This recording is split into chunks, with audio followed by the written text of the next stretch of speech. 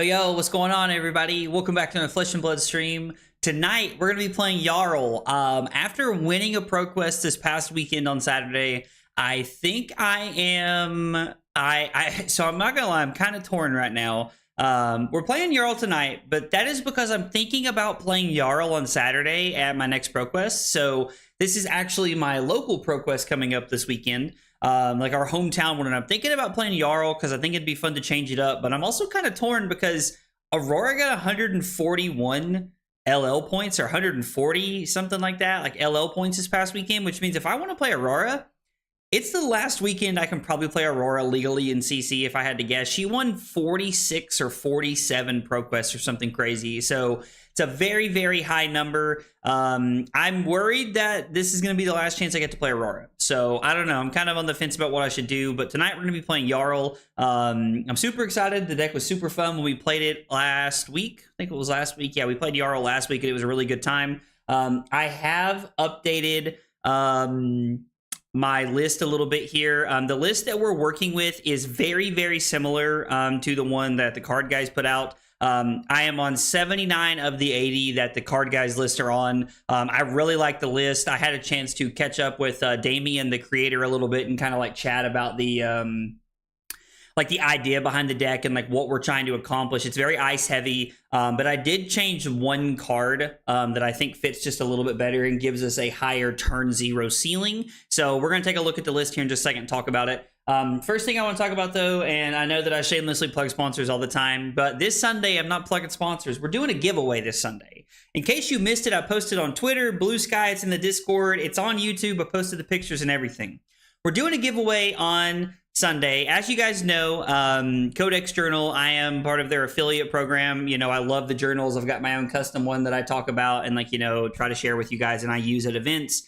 But on Sunday from 1 to 4 Eastern time, we're going to be streaming. We're going to do a couple of giveaways. We're doing a giveaway for an Agrablaze 96 Codex Journal, and then we're also doing a giveaway from Codex Journal, the creator Thomas, who's going to let you pick the one that you want. And he's going to let you pick the one that you want, and you're going to be able to use a code and stuff like that. So in order to be a part of the giveaway, you have to be on the stream Sunday, hanging out. And we'll kind of talk about the details as we get closer to it. But it's just going to be hanging out and being there, talking in the chat, things like that. Nothing crazy. It's completely free. But would absolutely love to have you guys as part of the giveaway. So anyway, without further ado, let's say hi to everybody.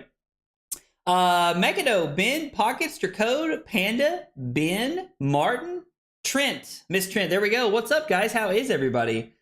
The new Codex Hero series are really cool. I agree. The Hero series Codex journals are really cool. They're pretty awesome. I really like them. I think that Thomas does a really good job of designing them and how they look. It's awesome.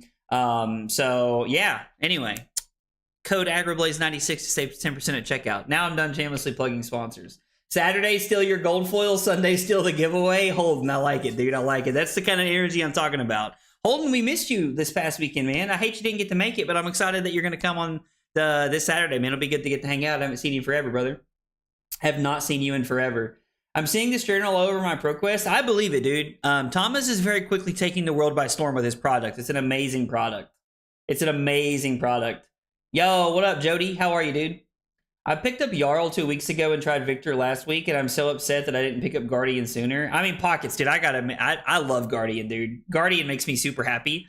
By the way, I'm getting ready to post a link. That is the link to the Blue Sky post talking about the giveaway, so you have all the details and things like that in case you guys want it. I thought you were going to the Saturday one in Louisville. Oh, no. I didn't go to the Sunday one. The Saturday one in Pikeville is where we went to, Holden. We went to the one in Pikeville on Saturday. I thought you were going to be coming to that one, brother. Let's see the stacked Florian Tech. We do have stacked Florian Tech. We've talked enough. Let's talk about the deck a little bit. Does Bravo have any legs? I've heard the CYB Bravo's not looking bad recently. I don't know. It could. I don't know. I don't see it personally, Biller, but it could. It just depends. Count Your Blessings might make a run back in the metagame now that Aurora is going to be gone soon. Like she could, like Count Your Blessings could be back, which I freaking hate, but it could be a thing. I'm hoping I can be around on Sunday. Dude, you should definitely come and hang out on Sunday, Martin. I'd love for you to. Damon, exclamation point codex in the chat. It's called the Codex Journal. I kind of show it on the stream a little bit here. This is my custom one that I have. But it's a great way to like track your games and keep notes, keep up with life, things like that. I use it when I go to all Pro Quest, RTNs, the Pro Tour, Callings, Battle Hardens is a good way to track games, lets you take notes, like log all the things and remember it. So it's really cool. Yeah, it's really awesome. CYB Bravo got second place at my local PQ. Yo, maybe Bravo's on the menu. Listen, if y'all think I won't play Count Your Blessings Bravo, y'all are mistaken. I love some Bravo now. Bravo crushes Stack Florian. Wait, are you just saying that because you wanted to say the crush pun, or are you actually being serious?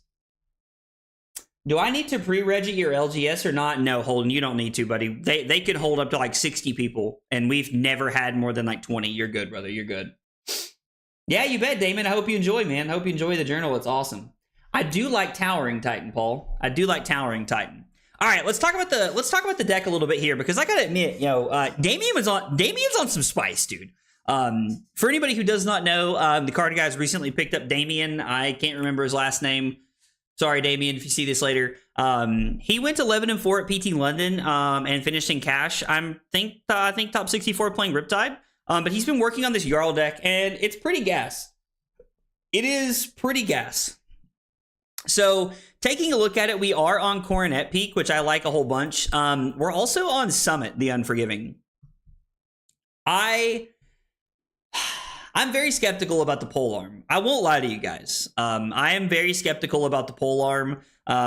It's not something I've really had a chance to play into a lot of matchups, but he swears by it. We're going to try it tonight. It should be pretty cool. I'm excited to see how polearm plays out, but I don't know. I'm skeptical. 54 cards in the main deck. We are on a very aggressive ice package. Frostfang, Icequakes. We're on 2 Blizzards in the main. Blue Winter's Bites. One of the cards that has surprised me a lot looking at this list here is the fact that we're on 3 copies of Roiling Fisher. I have yet to see this card get any value, to be honest. I have yet to see this card really get the value that we want. You could like, I don't know, you could like snipe, you can snipe like a Malefic, you can snipe a CLV. There's some random things you can snipe with it that I think are pretty cool. But I don't know, I'm skeptical. I won't lie to you guys, I'm skeptical about this card. Like, I have some reservations about like playing 3 of this card, but I have foils, so we're playing them. Just kind of the case here. It is a blue block 3, otherwise it just randomly gets stuff, which is kind of cool. One of the things that I like about this deck is obviously like it as early as possible. You're looking to play Crumble to Eternity and start getting the value train going. Get that value engine rolling. You want to make sure that you have as much value as possible looking at Crumble to Eternity to try and get Grasp of the Arknight or get Mask of Recurring Nightmares if you're playing against a new... just start getting away those equipment pieces that you need to. And the interesting thing about Jarl is that every game, it's a little different, in my opinion, to some extent.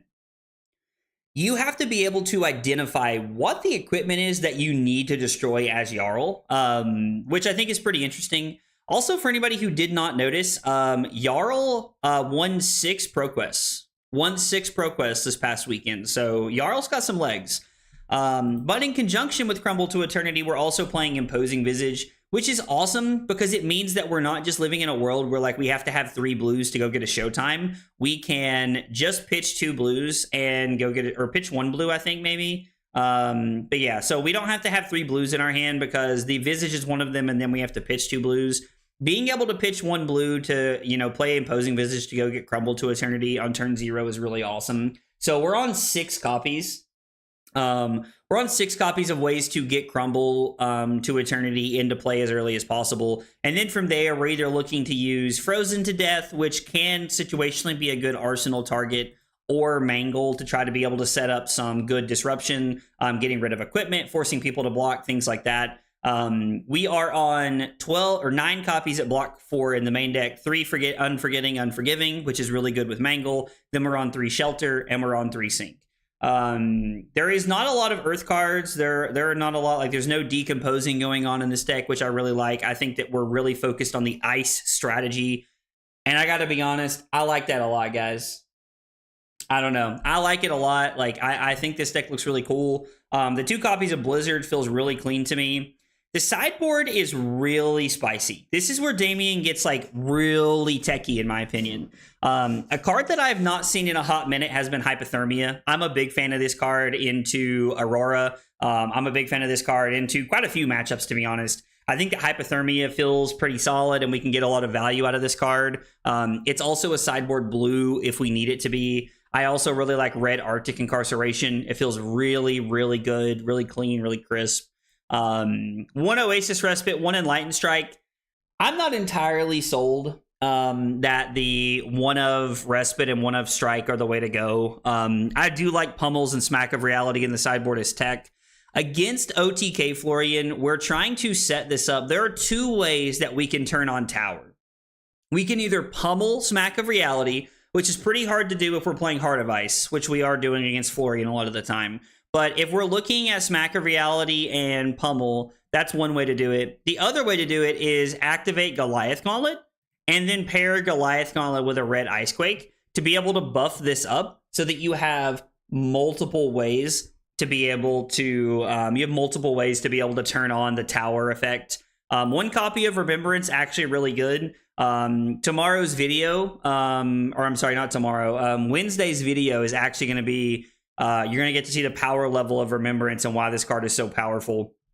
So some 1-ofs are kind of interesting. I like that we also have Sledge and Titan's Fist when we want to end specific matchups. But I think that Damien's done a really good job with the deck. It looks really clean. It looks really fun. I'm excited to play it tonight and see how it goes. We're just going to jam games and see how it feels. And if I feel up to it, I'm going to play Jarl this weekend at my Pro Quest. And if not, I'll just play Aurora.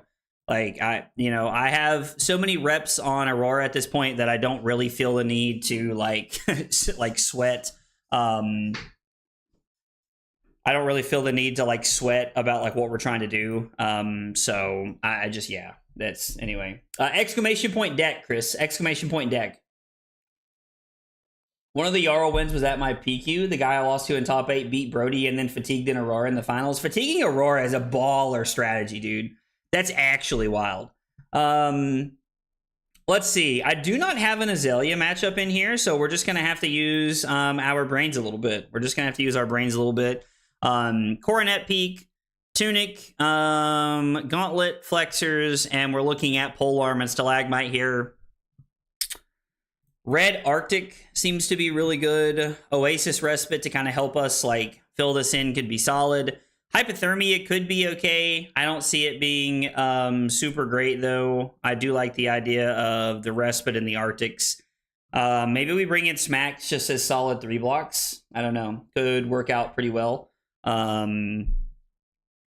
don't think we need the Remembrance. Maybe we bring in E-Strike and then like maybe a 1 of Pummel so that we can like try to randomly get them with a Pummel. Could be like a really cool play. Blizzard's probably not going to be that great, but we can try it and see what happens.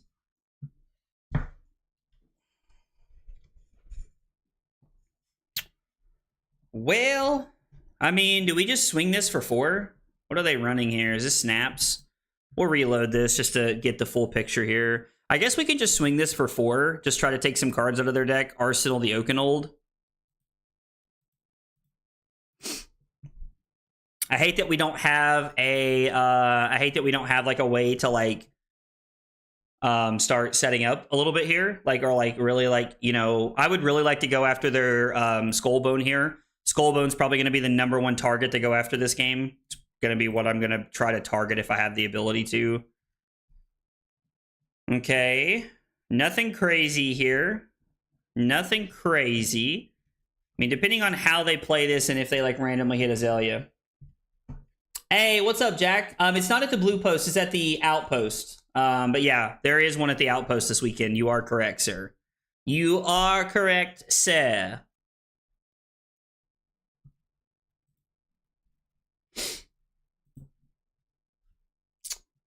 Well,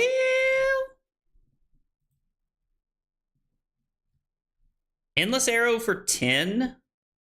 4, 6, 8. I mean, I'd have to give up everything, and I just don't think that's correct.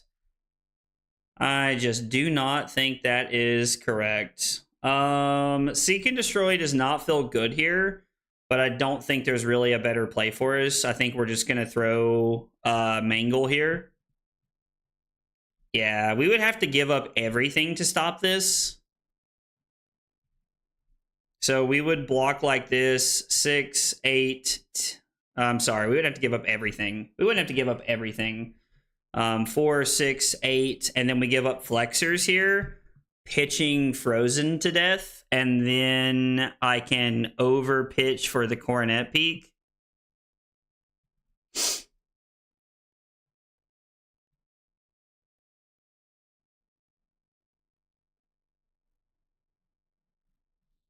Feels like a lot of resources to give up early. I don't think so.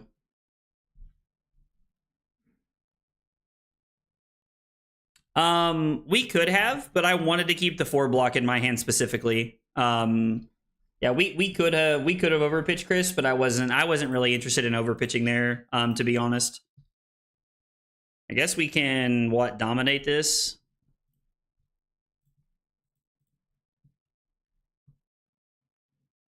Actually, is there any way we can keep all the cards in our deck? We can have 2 floating and then do this. It's just 1 less damage though, right? Like, it's just better to do this, I think. I think it's just better to throw 8 dominate here. Don't give them an option to block. Yo, Dave, what's up, dude? Jarl the weapon salesman? I like that, Paul. I like that, dude. That's funny. I would love for them to block with the glove. I mean, I know that, like, he's just trolling me. Like, I know that he's just trolling me, but...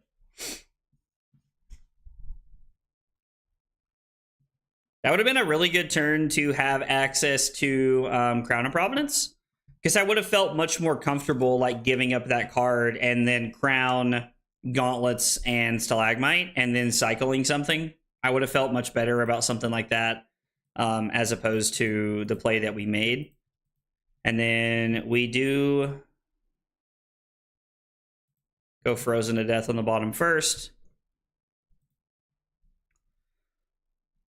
So we have a couple of options here. Just depends on how we want to pressure them this turn. We might not get a choice in the matter. We might not get a choice in the matter.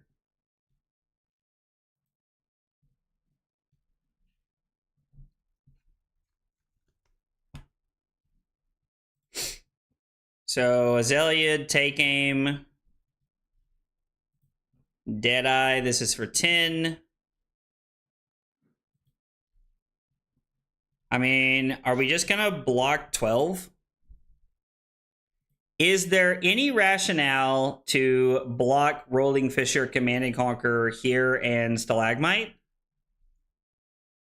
This really feels like a Rain Razors here.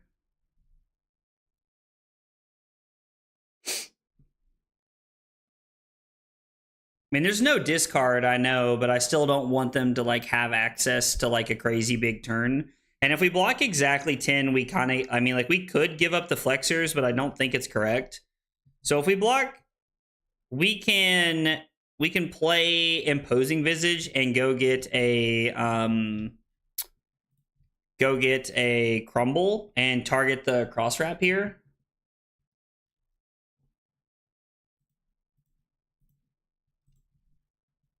I mean, I think we just kind of have to play into this and hope they don't have it. Yeah, I mean...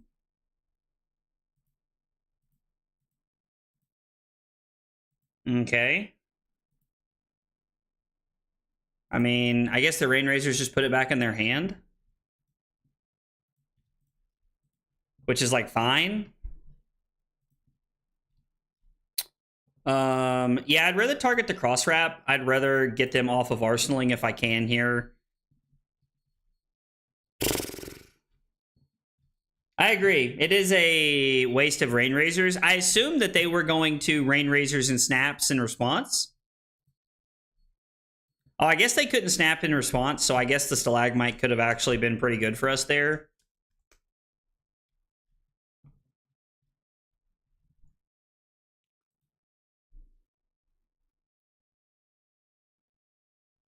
I would really like to throw the Command and Conquer this turn if I could.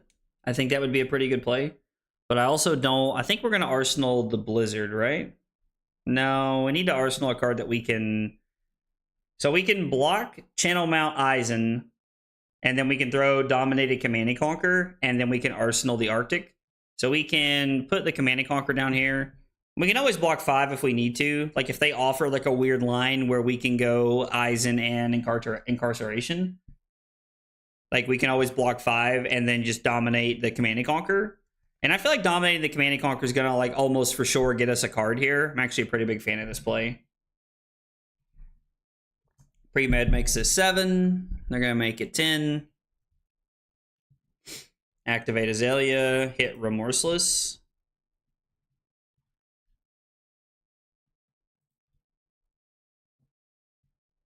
Well, I guess we can block Channel Mount Eisen. Take 8. They get a second Ponder token. We get an Inertia.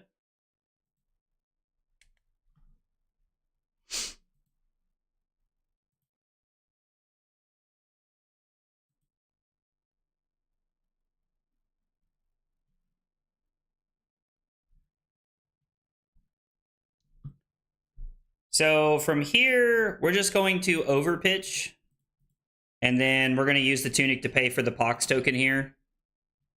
We do technically fall down to 23 because of the Remorseless on hit, but we do have 8 defense reactions. We haven't seen any yet, but it's only turn 4. We've seen one of our 12 block cards. So like I feel like statistically we're pretty on pace for where we should be at right now. Our opponent's going to do what I think is the logical decision and just not block here at all. That happens. I'm going to use Tunic effectively. And then at the end step, we will, yep, we don't need to rearrange them, but we could have.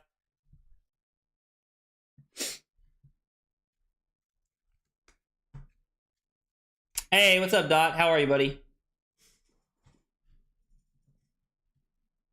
The one thing that I will say that I really dislike about this deck that I liked about Oldhim is there's a lot of freaking 2 blocks in this deck. Like, this deck is very dependent upon taking tempo, which, don't get me wrong, I don't hate. Like, the like part of just blocking was very unfun sometimes, so I definitely understand that. But there are a lot of times when I really wish my cards just blocked better. So Dot, I was kind of talking about that earlier, man. Like I'm kind of stuck between like, do I take like, is it one last hurrah with Aurora, or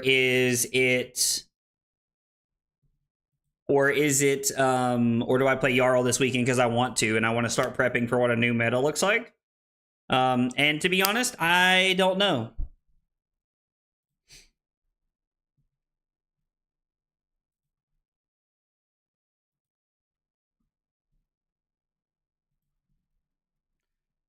They've dominated pretty much every turn. One last ride, my man says, always correct. I mean, I'm not going to lie. It would be pretty awesome to win like an event, like to win like another Pro Quest. It would be my 3rd Pro Quest win on Aurora since she's come out. Hey, what's up, pal? How are you, buddy? I did win this past weekend on Aurora. That is correct. I did win this past weekend on Aurora. So the question is it better to get them off of Tunic counter here, or is it better to just pay for the Pox token? I think we're going to... Is there a world we're supposed to Arsenal the Winner's Bite? Like, is there ever a world where that's correct? Is there ever a world where that's correct? Because they're either forced to give us 2 cards or 1 card here. We're probably just supposed to pay for the Pox token, I imagine, and stay as high as we can.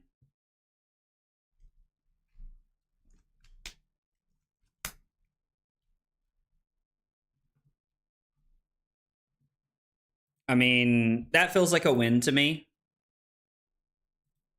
That feels like a win to me. The thing is, like, if we go to 14 and they use Tunic next turn, like, us having the Winner's Bite for next turn is just a massive W.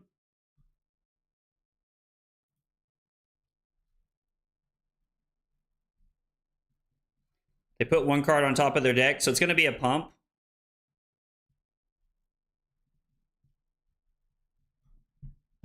So they're going to go like Tunic Death Dealer into like pump, throw an arrow.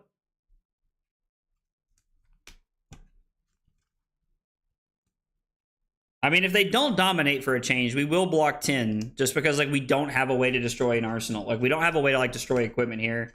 We haven't drawn a Mangle or like a Frozen to Death.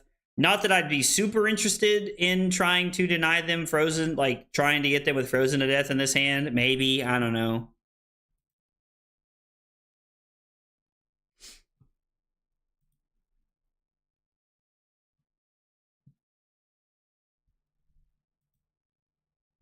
So this is what, 11? 3, 6, 8, 10, 11. I mean, I think it's worth. We're taking them off of an arsenal, right? Like them playing to premeditate there. I think that was a little greedy, to be honest. Them playing to premeditate. Like I understand their like thought process, but I do think it was a little greedy. If I can block with Terra Sunder and Oakenold, we'll be in a good spot. Honestly, I'd like to just block with Terra Sunder if I can, and then Arsenal the Oakenold and try to set up a fuse. What? How did your Pro Quest go? I hate to hear you didn't win, but how did it go?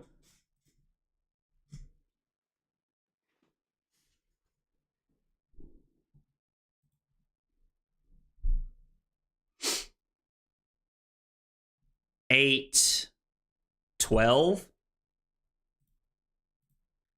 3, 6, 9, 12.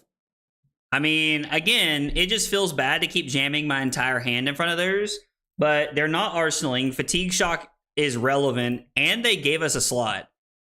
Like, they gave us a slot.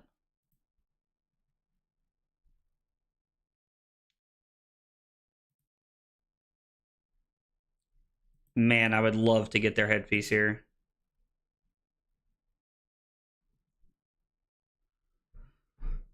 Oh, so what if I was to go pitch Terra Sunder for Pulse and Shelter, and then Arsenal Frozen to Death, and then that way next turn I can block 2 cards? It is quite aggressive, I think, but I like the idea of blocking this out effectively. I hate that we're not arsenaling a defense reaction, but using Frozen to Death to give them 2 Frostbites and destroy their Cross Wrap next turn is actually pretty awesome. We could just take a card out of their hand with our headpiece here, but I think Frozen to Death is like looking to kind of do what we want, right?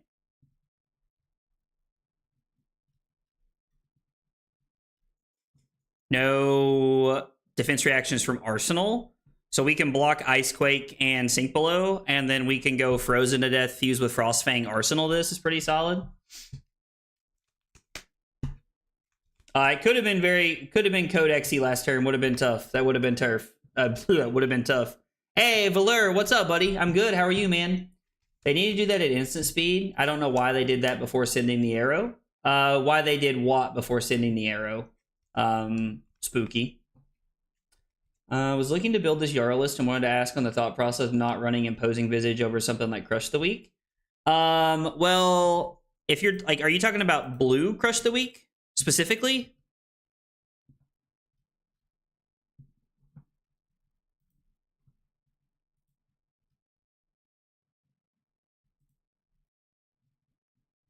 The gloves. The gloves, the gloves, the gloves. Where are their gloves? Am I looking over them? Have their gloves disappeared? Am I like looking over the gloves? I don't think they're an instant, right? Are they? Are those an instant? Okay, so this has an encounter and it's currently coming in for 10.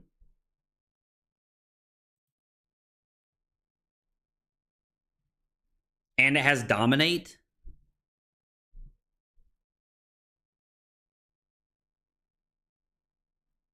So we're going to have to put the Icequake on the bottom.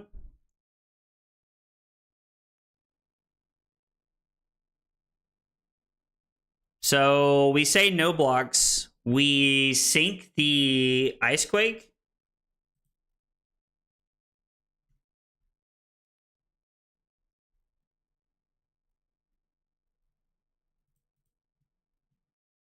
Yeah, this feels bad, but I think this is what we have to do.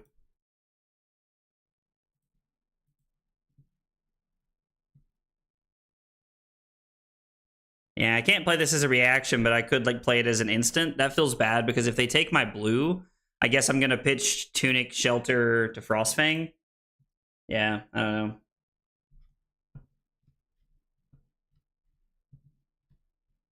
Not the list when you have posted on the February. Oh, gotcha. Oh, so this is the same list. My Jarl list has been updated a little bit, and this is that list. This is that list, Babar. But I think Imposing Visage is a really good card. I think Imposing Visage is great, to be honest.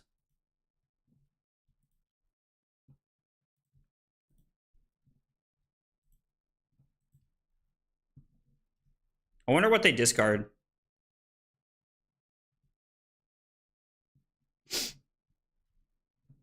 Are you on the same page as I am, thinking the meta is going to slow down quite a bit? After Aurora leaves, 100%. I agree. 100%, Valur. Gloves are instant. Could have tried to bait you. Just curious if there was a reason he didn't. Oh, I got you. I got you, Spooky. I mean, yeah.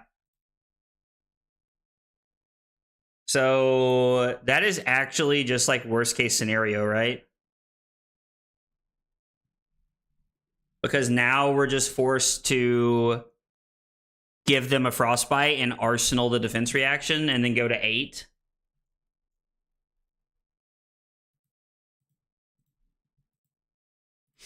Yeah, that feels bad. Of course, there was no way for us to block that. Like, it just wasn't in the cards for us to block that turn.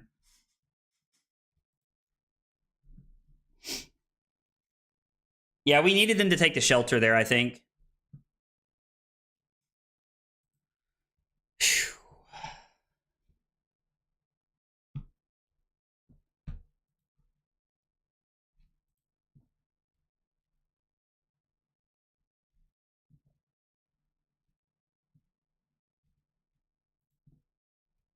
Ten dominate.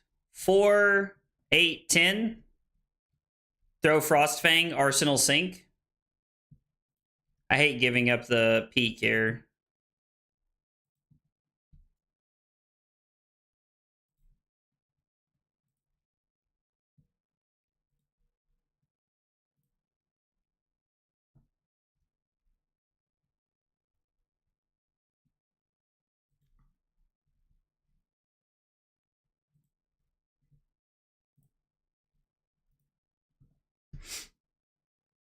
So we're going to stop this, go back to 9 when they inevitably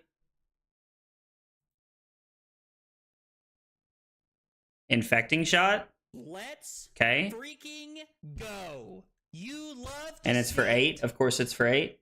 Yo, John Simpsons. Hope I said that right. Thank you for the follow on Twitch. Appreciate you being here and hanging out. Guys, if you're here for if you guys are here for the first time, you're hanging out with us and you're new to the channel, we got 3 questions we ask everybody when they're new, and they are, what's your name, what got you into Flesh and Blood, and what are your favorite hot dog toppings? Tell me about yourselves. I would love to get to know you guys. I hate to block with a channel, but I think that arsenaling the Frostfang is like our best play here. And then we're just going to sink. I'm not going to sink the Frostfang. The Frostfang's too powerful. Probably also supposed to be like prioritizing this more, to be honest. I feel like I have not done this enough this game, especially as early as they gave us that option. If I have the ability to block with Icequake, I will. Or like if I have the ability to play Icequake, but it seems highly unlikely. What's up, Cusco? Couldn't you have blown up their headpiece the turn before? Could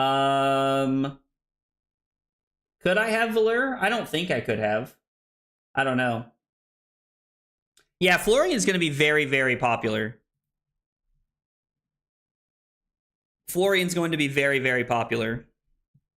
I mean, honestly, we might be in a situation where we just have to block 8 and then play the Arctic Incarceration. So it's going to be 11.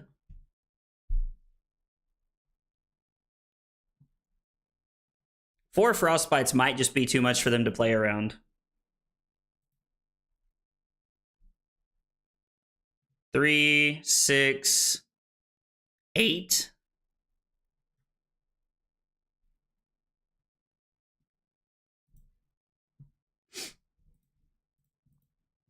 I mean, it's unfortunate. Like, we could block this out with the Arctic and this, but then, like, they have an arsenal anyway. I think we just have to play. We have to go to 6 and then play the Arctic and try to end their turn, I hope.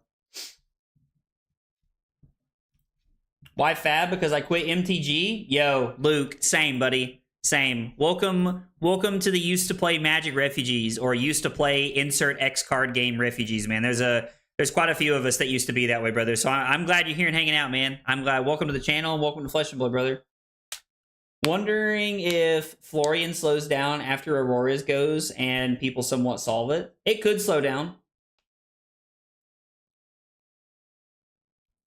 Please enlighten me as to why Summit is being played. The card is so awkward. So the idea behind Summit, I was told, is that it works into every aggro deck, or like everything that's like trying to get aggressive against you, is that's just like what you want to be playing into them.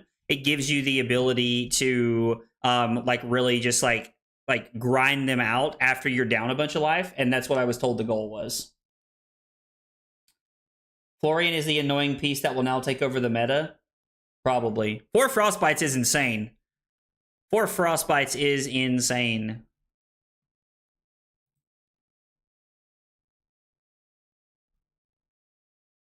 I would love to like have like more than 2 turns where they're not dominating stuff. So it would be half rounded up. So I would give them a Frostbite and it would go up to 3. If I block 3 and take 5, I go to 1, and then it's play Channel Mount Eisen, give them a Frostbite, pitch Crumble to play Frostfang, give them another Frostbite, come in for 3, Arsenal Sink Below. I mean, I think that's just going to have to be the play here. Just going to have to be the play here, I think. Our opponents dominated a lot, which I know that like good Azaleas will. It's been a lot this game. And maybe it's just been so long since I played against Azalea, and like Victor's so much better into a deck like into Azalea because it's just constantly pressuring them. I don't know. No. You're thinking of the one that turns off my hero ability. This like halves the base of my next attack. So they are going to lose a couple life here from the Channel Mount Eisen and fall to 24. And then, okay, now we're in a pretty decent place. This is looking a lot better for us, I think.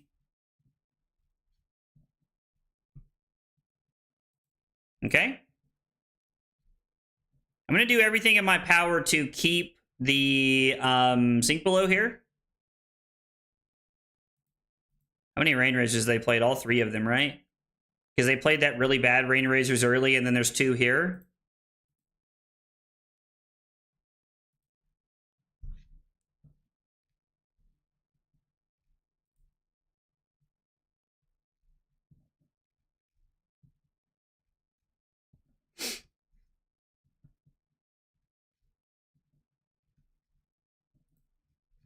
Block 7, pitch Tunic and Terrace Under to throw the 8, gain 2 life.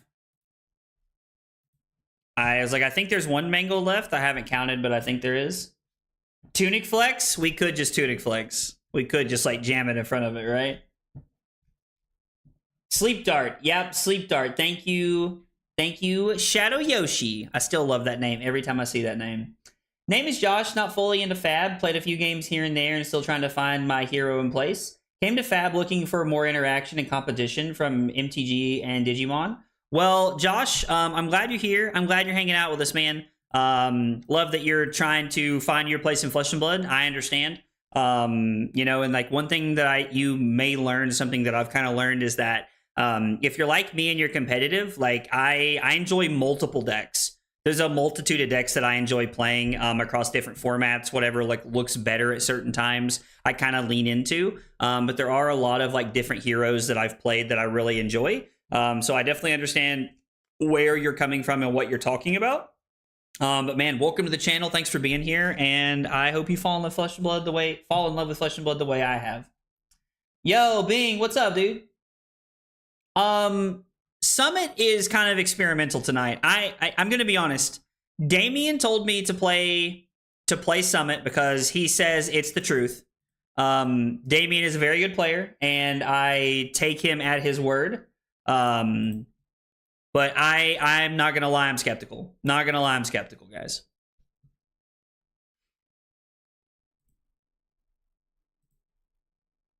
This Sink Below might bail us out here. I think this is our last defense reaction, right? No, there's 2 more shelters in the deck. Wow, really? Did I have to pitch shelters early or something?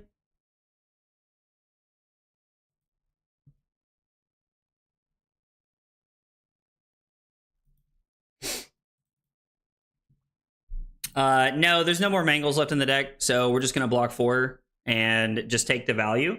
And then we will overpitch to swing Summit. This comes in for 6 and tries to give them a Frostbite. It might have been better just to play play Winter's Bite and Arctic Incarceration there. I don't know. Okay, so I haven't looked into this Project Blue thing enough yet to know exactly what all it is, but I've heard it is basically commons and rares. And I don't know like what the best thing like, you know, for like the commoner format and like commons and rares and stuff like that is. But I'm intrigued to learn more about this because I like that I like those kind of formats. I think they're a lot of fun. Like the idea of, you know, things just being I don't know, like a little bit more like cheap and like less like, oh, we gotta have Majestics and Elds and all this kind of stuff. So I'm honestly not sure. With cards left in deck, I would have done Bite into Arctic. Yeah, it's very possible that that was the case. I'm worried that my opponent had double blues was one of my concerns. There might have only been 1 blue. I mean, we might just be dead here. No, we're good, right? Because we get to block 3. We get to block Oakenold, pitch Icequake for Flexors, and then Sink Below the blue. Try to find something better to Arsenal.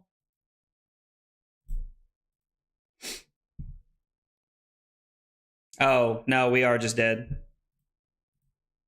Yeah, we are just dead. Oh, well. I don't think there was a way to survive that game. My opponent, like the first 4 turns of the game, did nothing but dominate every single turn. Yeah, I mean, they threatened. They went 10, 12, 11, 10, all dominate if we watch that game back. So, I mean, I don't really feel bad about losing that one. It just is what it is. Let's see. They had blue and they played red, so Arctic would have been pretty good to play last turn. I don't know. I guess I was thinking about trying to close the game out and what winning the game was going to look like from there. I was also scared about like having double Blizzard in hand because I know we pitched them pretty close back to back like that. But yeah, I don't. Our opponent dominated a ton to start that game, and I just we're not playing staunches or like any of the big reactions. So I think we're just kind of in a rough spot when it comes to some stuff like that. Op had dominate the first 4 turns and leaked a ton of damage. Died to remorseless de-react text. Like the red Arctic, I guess let's make a note about that. Red Arctic. Let's see. So they would have had 4 Frostbites total. So to activate Death Dealer, they would have had to have pitched blue and yellow and then pitch a red to be able to attack. So their attack would have been the same thing. Their attack would have been the same thing. Was probably red Arctic was probably better late, but wouldn't have saved me. Yeah, so they had an extra card in their hand at the end of the game, and it was a red, so like they could have just pitched the red to like make that happen. So yeah, I don't think we were going to get bailed out there. Like, I don't think it was in the cards to get bailed out there by the Arctic, but it would have been, I mean, I don't know. Who knows? I don't think we would have. Maybe the one-handed hammer is the right one for that matchup. I mean, technically, Summit is a one-handed hammer. Technically.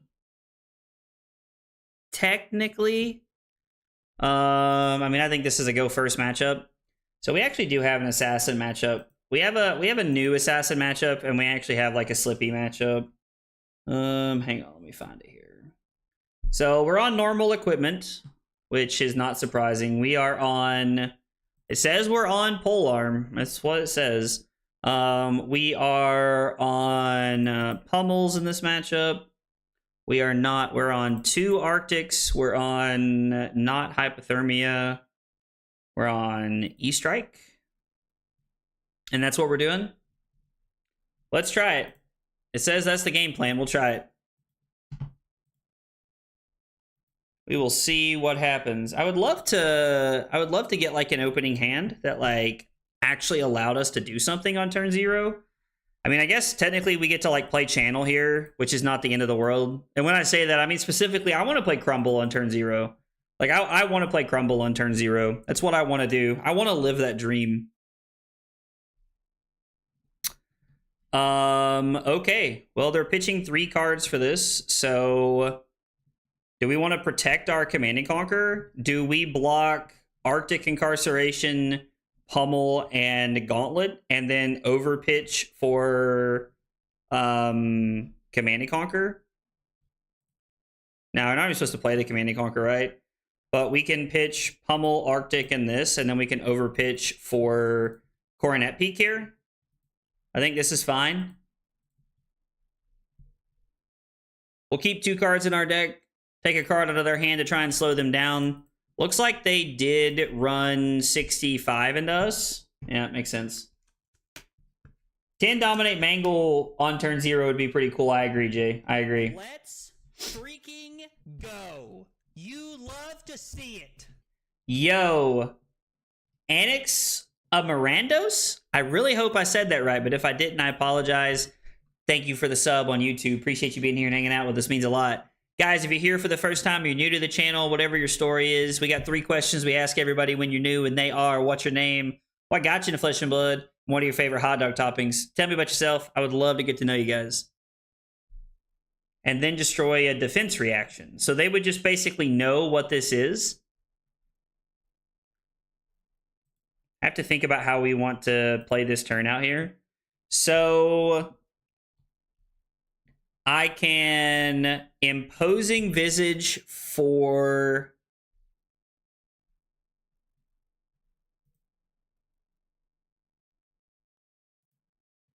I mean, we can block 5, take 1 Command and Conquer's face up, and then go get a Crumble and target Tunic. Tunic or Flick Knives? Probably Tunic.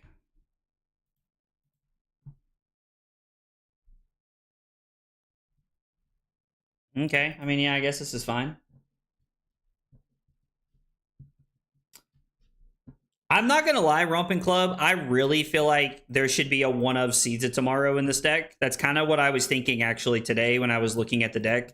That I really feel like a one of Seeds of Tomorrow could like do a lot of good. I don't know, Flick Knives or Tunic here is like a really tough, interesting. It's like a really interesting decision point, I think. Flick Knives wins his game. All right. We're gonna take Luke's word for it here, and we're gonna try this and see what happens. We could go get a channel and then throw Command and Conquer, Arsenal Ice Fang, depending on what they throw at us.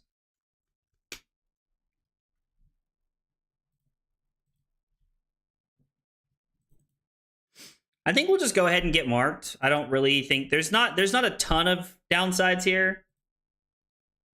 Why?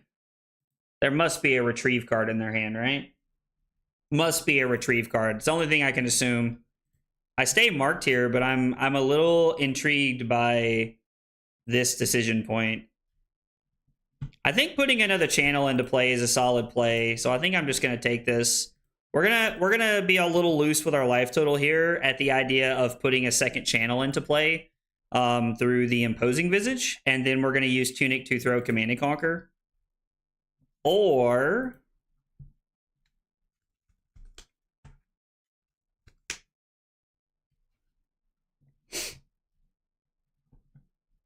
we could block Frostfang and Stalagmite and still make the play that I want to happen here.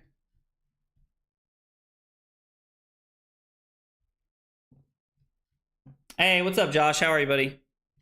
Also, Liam, what's up, dude? I really like the idea of... Hopefully we don't get Omega punished here.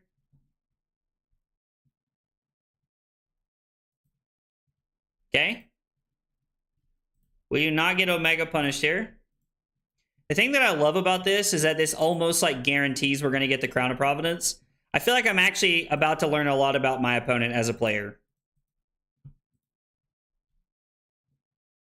We're going to get Channel Lake Frigid, use Tunic, and then come in for 6 Dominate. And then we're about to learn a lot about our opponent, because I got to tell you, it takes a lot of patience to not give me Crown of Providence here. And I'm a firm believer that giving me Crown of Providence here is incorrect. It does help with Bonds of Agony value to kind of to Moore's point here as well. That's a good point that it does help with Bonds of Agony value as well. See, now when we draw a Blizzard, we're just like giving them we're just giving them the Icelander treatment here, which is awesome. And I love that. We are going to go Blizzard to the bottom first. I mean, this hand's insane. But they have 5 cards, so we're probably just blocking effectively here is what I'm guessing. You do love to see it, I agree. Am I going to break the right equipment this time? Isn't that a question for the ages, Josh? Isn't that a question for the ages, brother?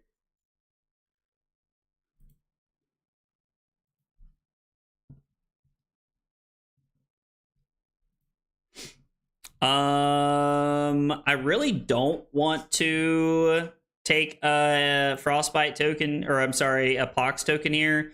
So I think I'm just going to block and then throw the Frostfang at them. Flick the... Yep. That's fine. I mean, we lose 2 life. Like, I understand it's definitely a value play for him. Makes a lot of sense. And then we're just going to throw Frostfang, give you a Frostbite, and then we will have a relevant on-hit effect here. Yeah, we're going to try, like, as soon as I need to be able to start swinging this for 6 every turn, we're going to give up the Stalagmite pretty quickly. That was why I was okay with it, blocking with it so aggressively there, Jay, so that we can try to get it online as quickly as possible. Never block with equipment till I'm about dead against Jarl. I mean, yeah, I honestly, Josh, I actually very much agree with you, because I think that forcing your opponent, forcing your Jarl opponent to destroy your equipment instead of giving them the equipment is massive. Massive. So it's just going to be Command and Conquer. Yeah.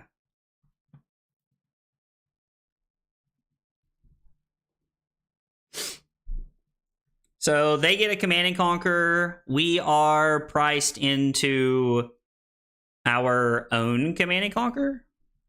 So we get Command and Conquer. We discard Blizzard.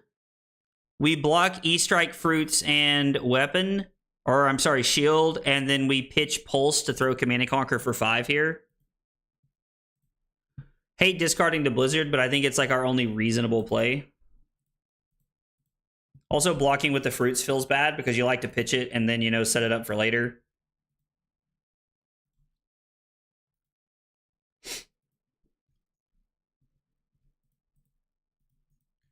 It is worth noting that Frostfang would have been relevant here for what we were trying to do, because we would have given them a Frostbite, but the Frostbite's not super relevant against Tunic Up, so...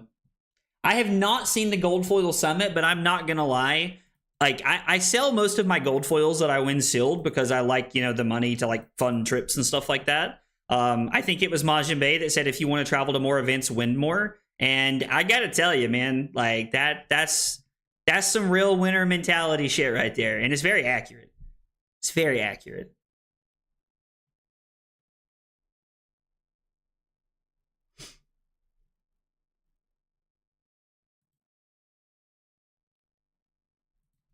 I mean, I think we're just supposed to block with Arctic Incarceration here, right?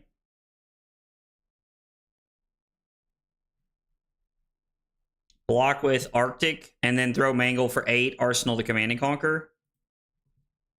Hopefully there's not some like crazy sick pump here, and it feels bad. Okay, thank God. Yeah, we're on Summit. I don't know how I feel about it, but we're on Summit. I think we have to take 4 here.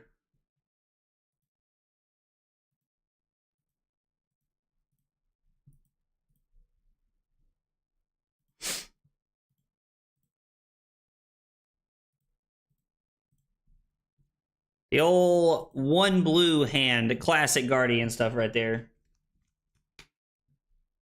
I don't understand why it's not 6. I mean, I get what you're saying. Like, it being 6 would be better, especially since it only blocks 2. But I think it being 5 is pretty balanced, actually. I think a lot of sealed gold, like, I don't know how much they sell for. I know that a lot of people post sealed gold foils for $500. I normally, like, I put the price on mine at $400, like, because I feel like it's fair. Like, it's a solid card, and plus they're about to go up in price. One shot 00, thank you for the sub on YouTube. Appreciate you being here and hanging out. It means a lot. But yeah, sealed gold foil, like, gold foils were just confirmed to be the most expensive, like the most, like, the highest print rarity of themselves, like in this next set or whatever. So I think there's a lot of value coming up with, I think there's a lot more value in gold foils moving forward. So I sell them for $400 a piece sealed.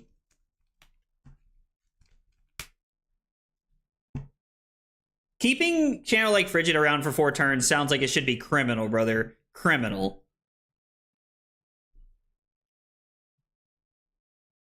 Like, I don't want to take this in case they have, like, another Leave No Witnesses, but man, if they do, it just feels bad, right? Like, I think we're supposed to give them this. I think we're supposed to give them the Unforgetting, Unforgiving, and go get a Mangle, and then we can dominate it. Okay, so they do have another reaction in hand. Uh-oh, that's not good. Because they can turn this into a Persuasive. I mean, they could Bonds, I guess, which would actually be pretty rough here. Them getting Bonds would be tough because they could take all the Oakenolds out of my deck, and that's not good for us. That's not good at all. You don't get better or stronger unless you play stronger opponents. I actually completely agree. I love playing against good people. Yeah, Bonds is actually like a crazy hit here. Take Up the Mantle is insane. Really wish we had a defense reaction. It would be awesome if Flexors like covered this up. Would be awesome if Flexors covered this up. If Flexors covered this up, I would pitch Oakenold to Flexors here every day of the week and twice on Sunday to be able to cover this up. It's kind of funny because I actually want them to take the Oakenolds out of my deck, right? Like, as bad as it is for me right now, I think it's ultimately a positive because we get to dominate and destroy their Flick Knives here, unless they just rip into a defense reaction, or they're going to give us Tunic. Either way, it's a massive W for us. They have to rip into a defense reaction right here. Off the Ponder token.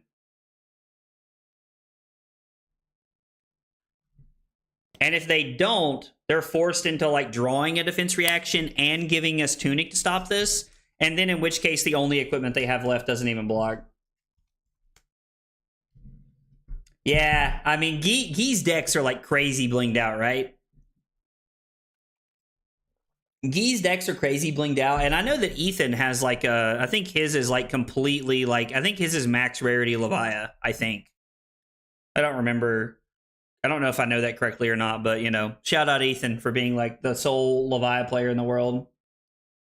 We could save them, but I don't know that saving Oakenolds was worth it there. I don't know. I could be wrong. Maybe it's just such a power card that it is worth it, but then we're giving them another card, and we're pitching to... I guess we, like, still have the play of pitching to throw Command and Conquer there.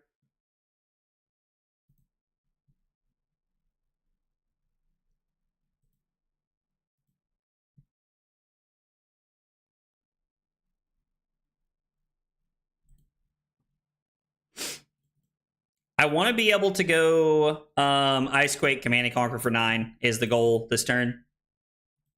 That is the goal this turn. Uh-oh, we've lost the chats. Restream has decided it's going to do its thing where I can't see you all talking for a minute.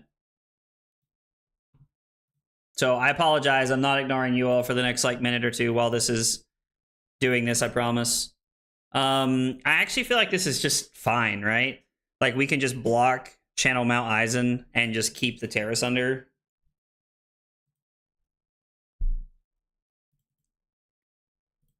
And then we don't even care that the Wreck Havoc hits here. I'm so surprised they're playing this card. I don't understand the rationale there. Like, that card is so mediocre, it's crazy. And, like, they clearly own the expensive cards for their deck. Like, they're playing codexes and stuff. Like, it's not like they're just testing some, like, crazy, weird budget version of the deck. Like, I don't know. I know we're down 5 points, and we're technically down, like, quite a few cards, but I think that throwing CNC for 9 is just a really solid value play. Yeah, like, we're just getting 3 cards out of our opponent's hand.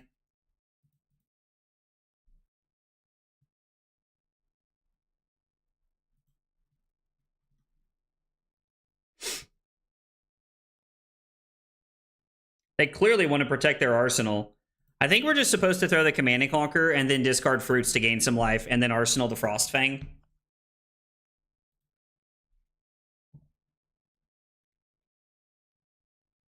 Arctic. There's 1 Arctic left. There is 1 Icequake left in the deck. And I like forcing 2 cards here. Our opponent could make the decision that like they really want to respect Pummel here. I don't think they should personally, but they could make that decision. That could be something they decide they want to do.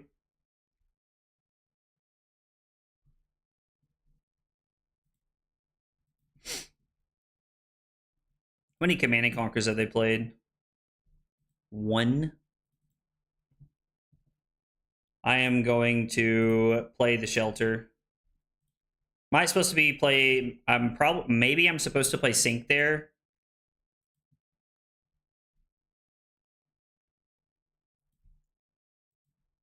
Just 7, huh? Just the value play.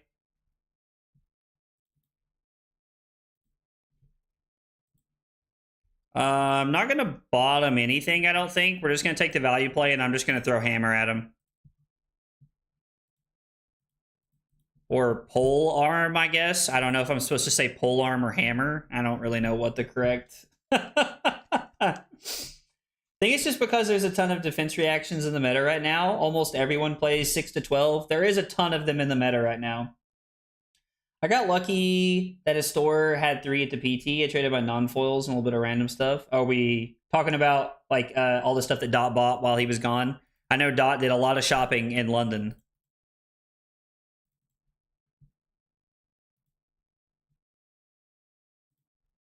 We've only seen 1 Pummel so far, so...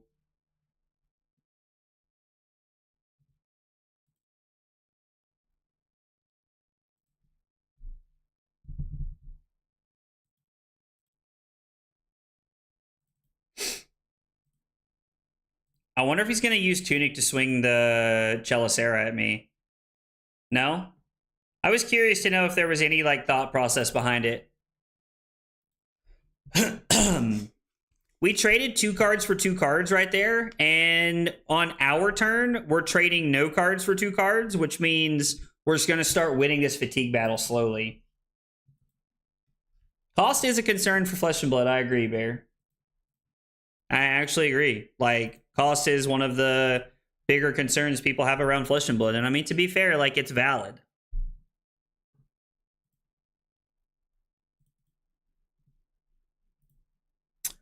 I think I'm just going to bottom the Unforgetting, Unforgiving. I'm going to block 3, and then we're going to throw the Frostfang this turn. We'll give them a Frostbite, essentially force 2 cards out of their hand anyway, and then we're going to Arsenal the Sync. I like the idea of having the Sync in our arsenal here. We are at Legacy MTG prices now. Yeah, wow. I'm not going to lie, we kind of are. I'm not gonna lie, Bear. I've never thought about that. Your statement just hit me like a sack of bricks, bro. Damn, we are. That's actually wild. If Project Blue takes off as a premier play format, I think cost becomes slightly less of a concern. So Classic Constructed just turns into like Modern then for Magic at that point. I don't know. It's interesting.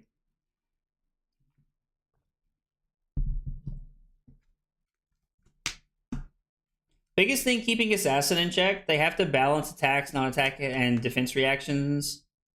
Some clunkier hands. I mean, yeah, you have to draw the right balance, right? And you're balancing more things than like Azalea, per se. Actually, while our opponent's thinking, let's just write down our game here. We're playing against Slippy, and we did go first, which is the goal in every matchup for us. We want to go first in every game at hopes that we can turn 0, hit them with a... so that we can turn 0, hit them with a crumble is the idea. Crumble and target their most expensive, like their best equipment.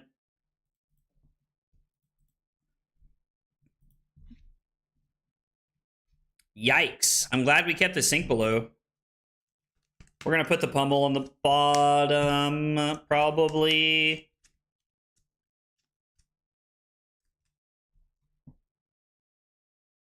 Personally, my hot take is that Assassin and Necromancer are mistakes. Yeah, I'm gonna be honest, man. I don't know that I buy into that one, brother. I don't know that I buy into that one. You're kind of losing me there a little bit. I mean, I'm gonna give you a second. Go ahead and cook, but I don't know, man. I don't know.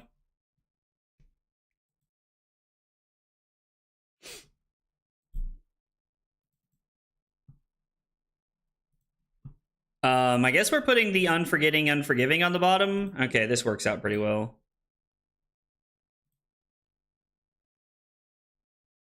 We're just gonna use Tunic to throw Mangle for 8, which doesn't have any text, but I still just think throwing 8 at this stage in the game is fine.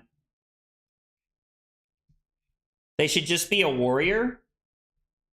When will we have enough cards to play one-ofs in a CC format? Do you mean like, and when you ask that question, G, do you mean like entirely? Do you mean entirely? Like in its entirety, just playing one-ofs? Is Summit good in this matchup? We're kind of finding out together right now, Maracuja, because I'm going to be honest. I don't know. Like, Damien from the Card Guy swears by this, but I'm skeptical.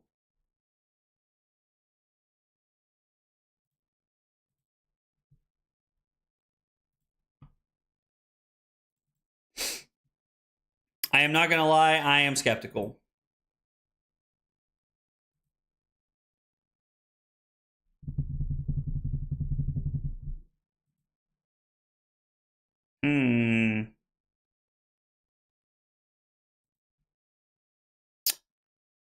I really don't want to keep blocking. Like, there's a worry we're going to get fatigued here. I think we're going to have to take some life here.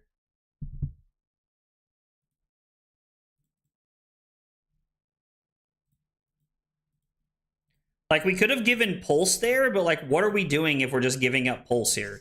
I don't think that's good play. I mean, I think Jarl got some more points in the metagame because he doesn't have to worry about Enigma. But, like, Enigma was just replaced by, like, Florian being a bigger issue, right? I mean, I don't know.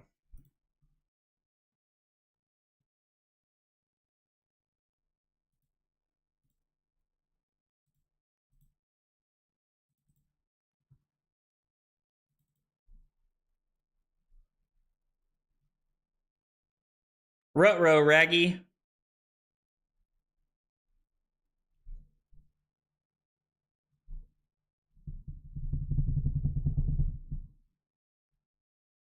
Do I even want to protect this? Is there any world we go to 7, swing the hammer, and then arsenal this? I actually think that's a good play. I mean, that's all of our pummels, unfortunately, but we don't have many, like, great pummel things left, right? So I think this is just a better play. I mean, not being able to pummel the summit is pretty weird. Like, I agree. It is pretty, like, not a combo to not be able to, like, pummel your weapon to, like, close the game out. Because even then, that's, like, why I really like Sledge in, like, a lot of matchups like this, because it gives you the ability to, like, close out games.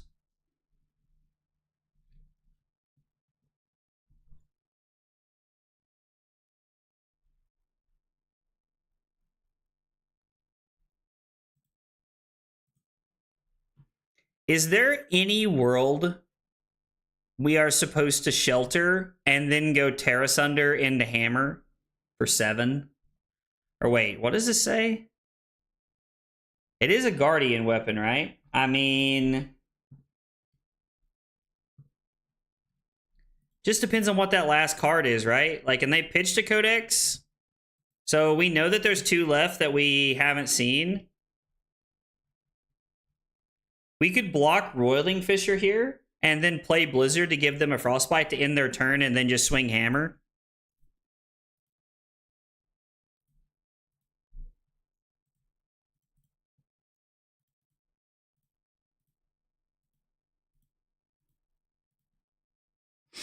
I don't know. There might have been a world where I was supposed to go for it there. I don't think so. Because if that's Codex, it's just a blowout. I mean, I agree. Terra Sunder Summit is awesome. Terra Sunder Summit is really cool, Larry.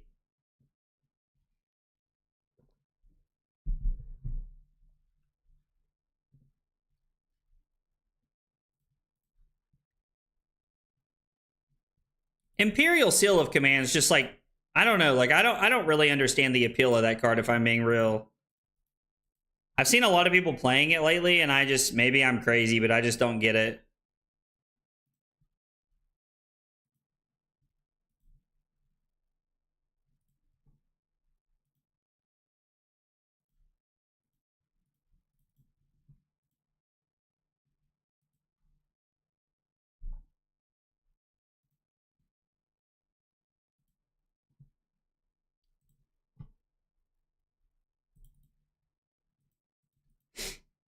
Yep, we're just going to cover this up.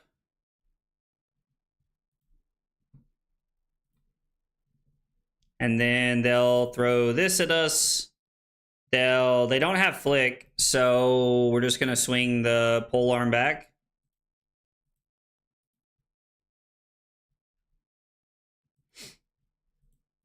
We have to take 1 here, go to 6. We really have to carefully use our life total as a resource the rest of the game, because we're down cards right now. They have 15 cards and we have 10. 5 cards is quite a bit. 5 cards is quite a bit, especially on turn 18. So we're really going to have to utilize our life total and try to like get back into this game. I don't like playing Winter's Bite and then pitching to Helm, to be honest. I don't think that's correct, Paul. I think that playing Winter's Bite is a card out of our deck that does not take a card out of their deck, and they are just looking to fatigue us. Like, they are 110% solely interested in fatiguing us at this point. I can see it all over the way they're playing right now.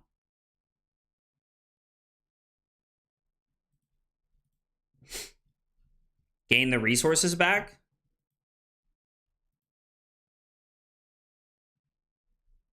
Are we supposed to just block here?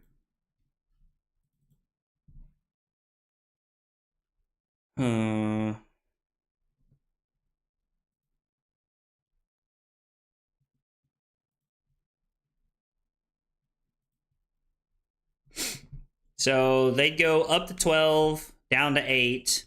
We would block with a card, and then we would swing polearm, go up to 8, down to 4. So we would catch them on a card, or I could give up the Coronet Peak here, and then it would be take a card out of their hand, swing the polearm. I think we have to go for this play. I think we just have to hope that this is good enough, to be honest. Tunic's not up. We have to force a card out of their hand and then swing 6. If I'd been paying more attention to like deck count and like how the game was going earlier, we might have been able to like play through this better. If we lose this game, I wholeheartedly believe it is because I have played this poorly. We do have Terra Sender coming up, so I do like the idea of like giving them multiple Frostbites to slow them down enough. Because if we're able to slow them down enough and we can use Shelter to bail us out, Terra Sunder could be an insane play. How many defense reactions have we seen from them? Have they played any defense reactions? Are they on defense reactions? We've seen 1, right? Like, yeah, there's 1 sink here. 2 sinks. There's 1 more sink below. It's got to be in his arsenal. It's got to be in his arsenal. He has to be playing around it, right? Do people keep accurate enough deck count to know the difference? I think at a high level, Bear, yes. At like an RTN or a Pro Quest, probably not as much. But at like the Pro Tour or like later rounds of a calling, yes, I firmly believe people keep up with that stuff. And when I am playing like a fatigue deck at a high level, yes. When I played Oldhim a year and a half ago at a high level, I could tell you where all of my cards were, and I could tell you where your cards roughly were.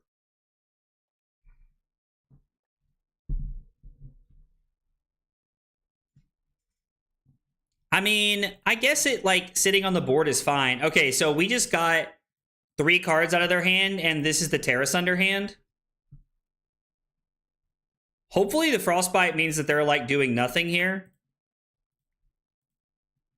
I'm going to say no blocks. Like, I don't really care to be marked right now, to be honest. Insane. Patience is a virtue. Patience is a virtue. All right, maybe they don't have defense reactions. Even if they do now, it doesn't matter. They can't cover this up. This is exactly what we needed to try to win this game. Wow. Cannot believe that we just got them with the shelter. Ah!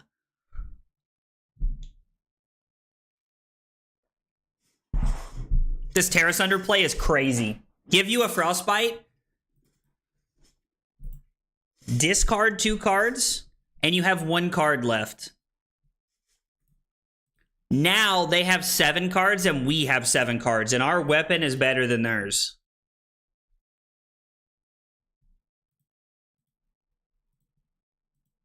Block with Winter's Bite, play Channel Mount Eisen, swing the Summit.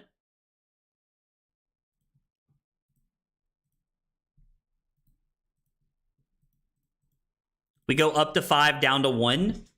They must block with at least 1 card. If they block with 1 card, they're going to 1 on their turn. Terra Sunder Summit is a big dopamine hit. I'm not going to lie, Cody. You're right. Hey, what's up, Darkodius? How are you, buddy? Tunic literally does nothing in a Summit deck? Not when we're playing Pummel. No, it sets us up for like Command and Conquer Pummel plays and like random stuff like that. It has like places where it can be like value. Like, I definitely understand what you're saying, Darkodius, but it has places where it has value.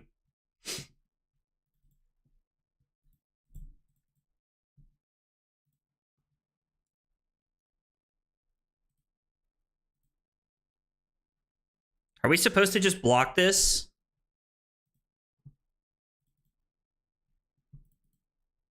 No, this is Codex, right? Yeah, this is their Codex.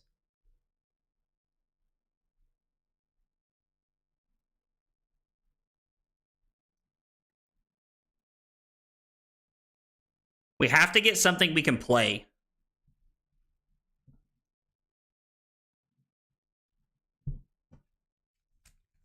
We have to get something we can play that matters, right?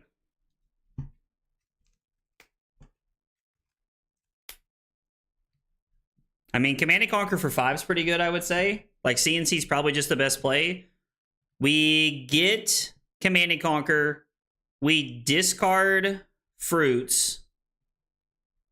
And then we play Pulse, and then we throw Command and Conquer, I think is the play here. I don't think E-Strike works, right? I love the different answers, to be honest. I think we discard this. We're going to play the Pulse to cover this up, and then we're going to swing Command and Conquer.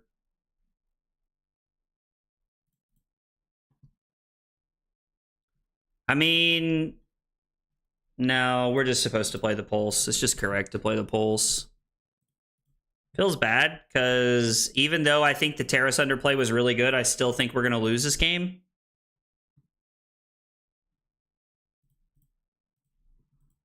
They only have to block with 1 card, and they just need something with Go Again and Codex. If they block with card and Codex, we win the game, I think. I don't know. Frostfang didn't guarantee... Yeah, but this demands 2 cards, right? Because, like, they have their arsenal. Maybe them arsenaling was a mistake here and might have, like, cost them the game. So we're going to go to 4. We're going to go to 3. They're forced to pass. We swing hammer. You have to block, and then we win. Shoo.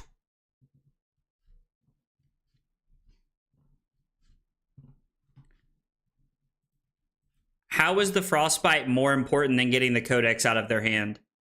So if they block with a blue and they have the spike, I don't understand how the Frostbite was more relevant than making them block with 2 cards.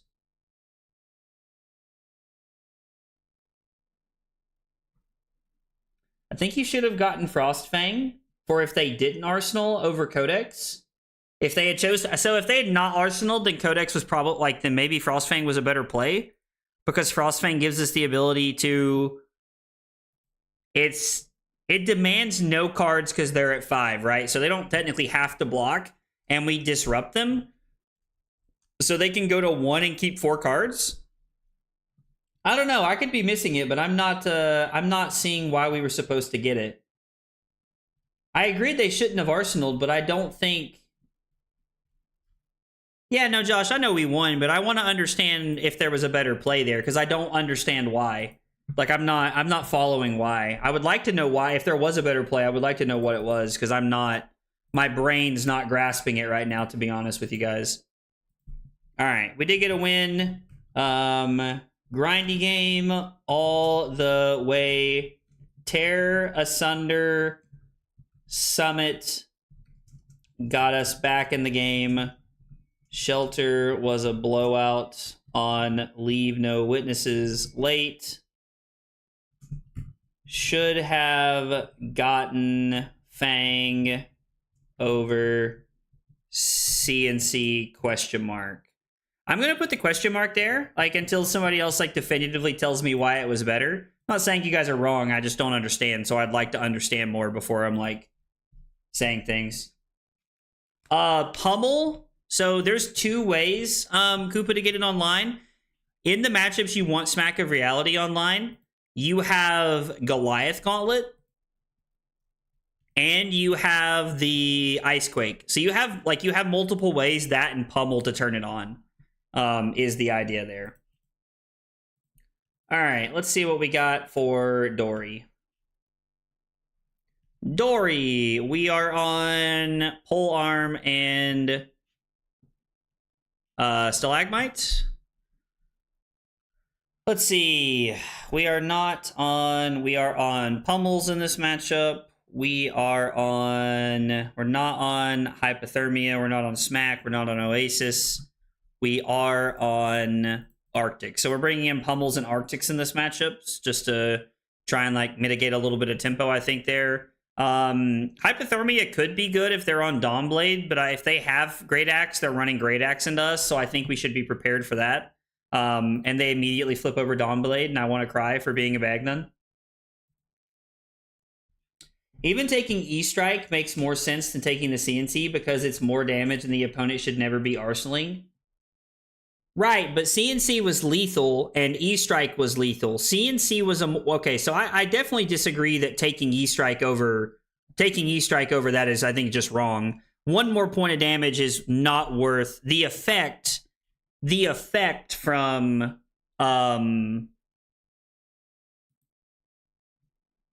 I think the effect from Command & Conquer alone was better.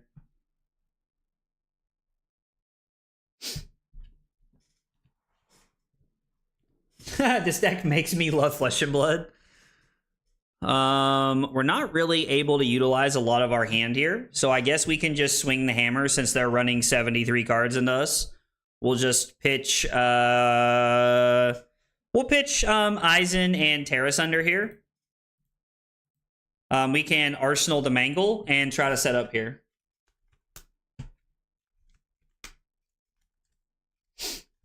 It only had an effect because the opponent punted. Yeah, because I guess if they don't Arsenal, Command & Conquer doesn't matter there. But even then, like 6 versus 5, like if they're at 5, like I guess if there's no effect, it matters. I guess if there's no effect, that's valid. Yeah. Okay. I still think Frostfang would have been better over E-Strike, but I don't know. Like, so our opponent made a bad play. It ended up working out for us pretty much. Which, I mean, to be fair, like, that kind of stuff happens, you know?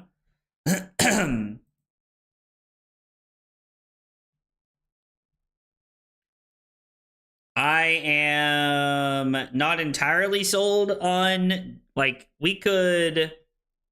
So how do you guys feel about no blocks into Icequake Command and Conquer? Like, we can say no blocks here, go Winter's Bite into Icequake Command and Conquer, and just take a little bit of damage and give them a counter, I think. It's a little greedy here. Just feels like apples to apples, but one apple had more damage. That's fair. In the scenario where, like, they play it out correctly, yeah, I agree with you. It makes sense there. You think it's CYB Dory? Would like to imagine that our opponent is more respectable than that. Take a card and then force decisions. Yeah, I think we've just committed to the line this turn. Yo, is Kafrika in the chat? Dude, what's up, Kafrika? Frostfang forces more resources on hit and on play.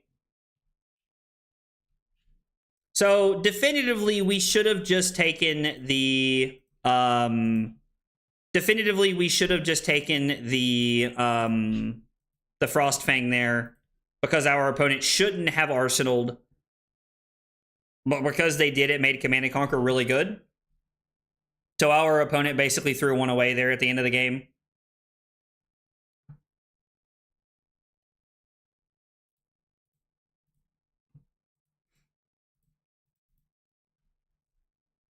If they just give Crown here, I mean, if they just give Crown, like, they're not really... They're just opening up our hero game plan to work a little bit better here.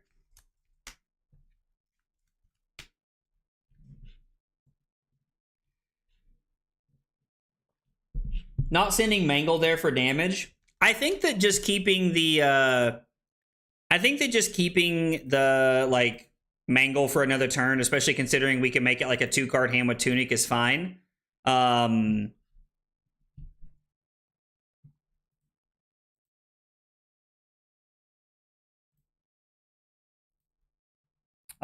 6, 8, 10 with the Frostbite. Play Crumble. Target Bracers.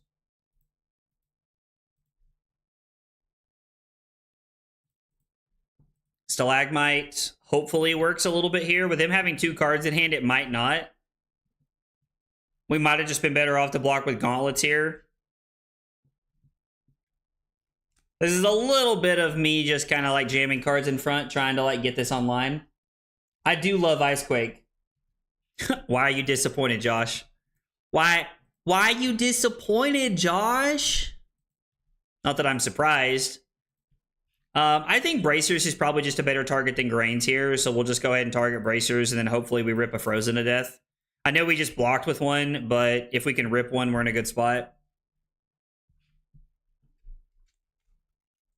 Does all the backseating ever get to you? Not really. I actually really enjoy people like telling me things I've done wrong, or like things I could have done better. I'm actually a really big fan of plays like of people doing stuff like that. I know that that's probably like a little surprising because I mean sometimes I'm having a bad night and I'm just like, let me breathe. Ah! But I mean, no, honestly, like most of the time I'm very appreciative of like all the backseating and people being willing to help me out.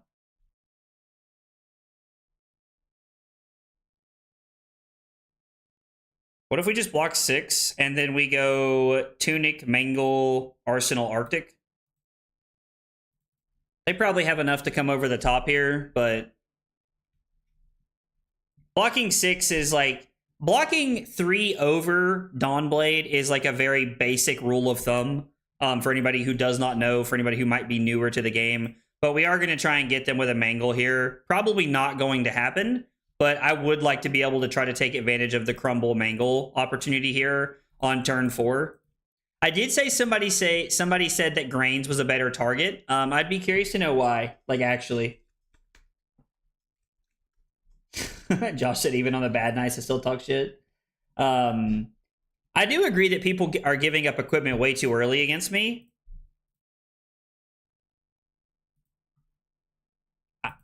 Why?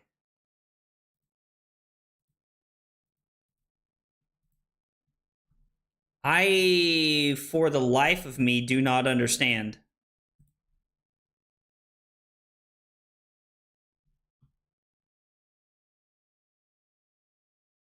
For the life of me.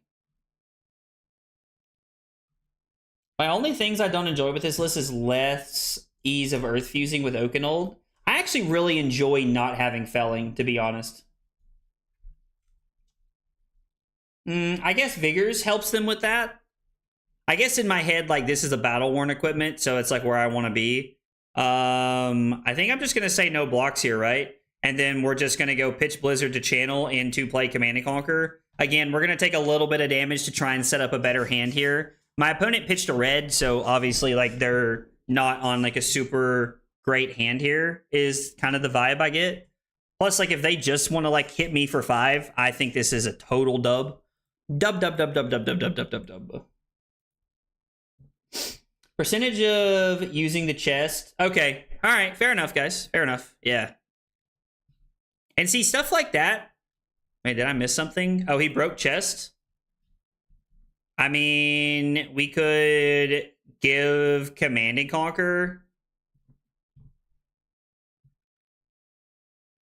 No, right? Like, we're just supposed to, again, just, like, take this and, like, just kind of get wrecked here. I don't know if Dory's lost. I mean, Josh, we're 1-1. I'm definitely still shaking the old Guardian rust off here. Probably some people in the chat who would argue that I never had the Guardian chops to begin with. Although Guardian is one of my favorite decks. It's one of my favorite classes to play. Other reason is if opponent needs 3 armor block from Grains and Bracers, the block will kill the Grains. Okay. Also valid. Also valid. Blizzard goes to the bottom first.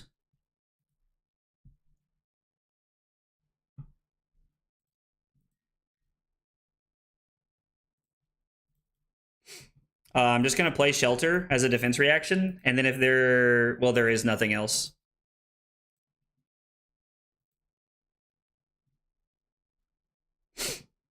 And then it's going to be...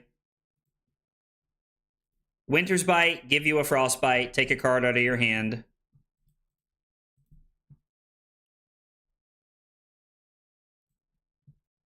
I mean, I guess we could have just swung the Summit, but Summit's not online yet. I think I'm just going to pitch Pulse this way. We'll play Arctic. We took a blue out of their hand, and now we're going to give them 5 total Frostbites this turn cycle. We don't keep the channel in play, but they have 5 Frostbites, so... And then if they do attack, we're going to block with the Sink Below, and then we're going to pitch channel for Icequake into play Frostfang for 8. I did keep Channel Lake Frigid around. Yes, it did. I just think we were better off to just take that line and set up the defense reaction in Arsenal, especially since we drew 2 of them. I think it was a fine play, and we're just going to keep this hand. They aren't shelters. My opponent just pitched a shelter there. We give them a Frostbite from this. We come in for 8.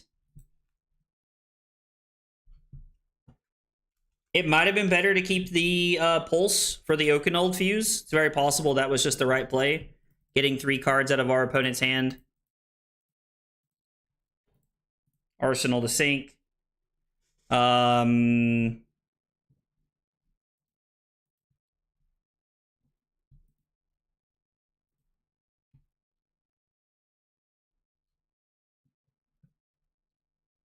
Block with Frostfang. Take 1, and then it's Crumble to Gauntlets and Mangle. No. Feels like there's a better line here. I feel like I'm missing something. I mean, we're just going to get rid of Grains, right? So we get to block Mangle, and then we get to play Frozen to Death, fuse with the Frostfang. Think is a play? There's definitely like some concern about like them trying to fatigue us here with like deck and stuff like that. That's definitely a concern that we have. Something we have to be aware of as the game kind of continues, because I've just been jamming cards in front very aggressively to start the game. And so I think we're going to have to like really look out for that a little bit later as the game continues here. Is there a Mangle left in our deck? No, there is not. So this blocks 4, which is fine.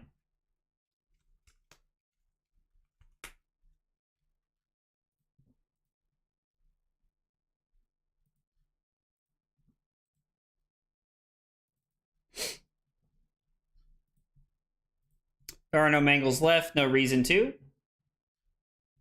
Did play Fi 2 weeks. Hasn't been terrible. He's almost back. Listen, I keep hoping Fi is going to make a comeback. I really do. Like, you guys have no idea how much I want Fry to make a comeback. Or I'm sorry, Fi, not Fry. Although, admittedly, I do love Fry, too. I mean, it didn't have Go again, so maybe I wasn't supposed to give 2 cards because they just traded 1 card for 2 there. We also have to consider that, like, when we start getting to, like, our pummels, we're going to try and, like, start getting some aggressive play patterns here with, like, some of the pummels. I don't know, maybe if there's enough attacks left in our deck. I think Fi is great into next meta. Why, Dot? Like, can I ask as someone who's, like, loves Fi and would love to see it do well, but also want to know, like, what we're thinking?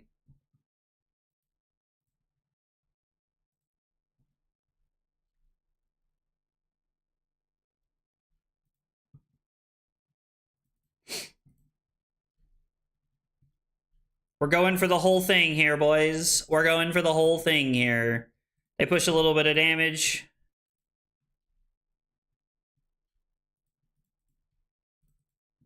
Like, they probably have a defense reaction in Arsenal, so this probably isn't the play I want it to be. But if they don't, this play's insane. Fi gets so easily fatigued.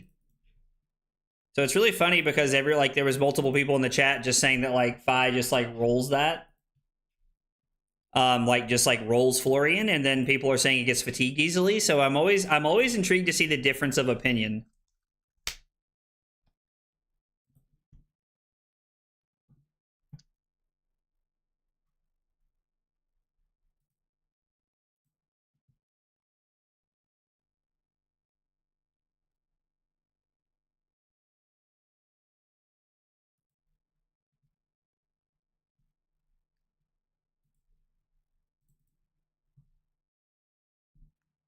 Pump here, I'm sure. No, huh? Interesting. All right. Probably another defense reaction they're arsenaling.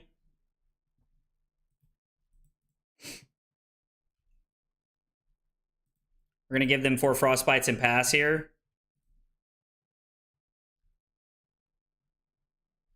Pummeling the Frostfang would be like a dream here.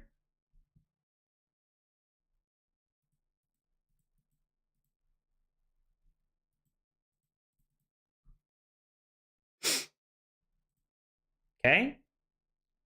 I mean, maybe our opponent is trying to fatigue us. Maybe that's their goal. Is to, like, fatigue us here.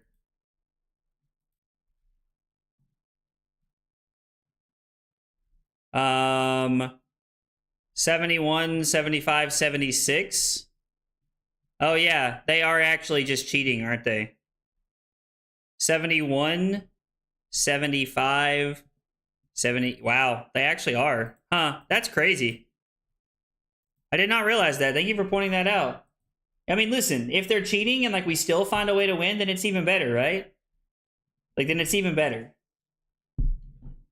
Gotta hit 5 with that gravekeeping? Dude, that's dirty. What do you mean literally 76? 50 and 21 is 71. 72, 75, 76. He's talking about equipment and everything. He's saying that 76 and 4 is 80 plus the weapon is 81. So like it's just actively more. Oh, their equipment cards over there. So maybe they're not then. Maybe they're just like only running a specific set of equipment and they're just coming super prepared for this matchup. So maybe they're not cheating. Like maybe this is just like how they play the deck. Yeah, so it's actually fine. So I guess it is like exactly where it needs to be. They have exactly 80 cards in their deck, which is kind of wild. That like 80 cards that they're running into me.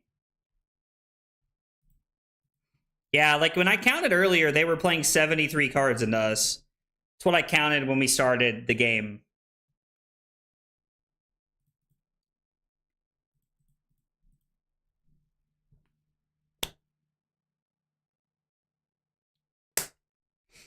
So we get a card out of their hand, push some damage. They're going to have to pitch to pay here, which they probably don't care about. We're going to Arsenal the Pummel. I would love to draw an Oakenold to be able to like put something together with. Pitch one of these to play Channel and then swing the hammer. We're just going to go to 15 and just play our turn. We do also have some life gain in the form of like Fruits of the Forest, so AB2 probably. Yeah, that would make sense. Yeah, I know you're supposed to fat deck, but I don't think a lot of decks like play 73 cards, right? Hey, Felipe, what's up, dude? We are trying Summit because Damien on the card guy swears by it. And to be fair, I'm here for it. He's got to pitch at least a yellow for this Sync Blue. Pitches a blue. Okay. Covers this up, which is fine. We're going to put the Eisen on the bottom first. I blocked with a ton of my Oakenolds here. To my knowledge, I've only blocked with one, right? So there's 2 left in our deck.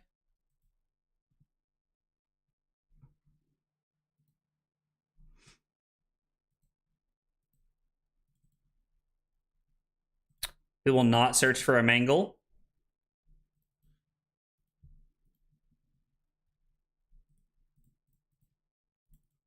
Hammer for 6.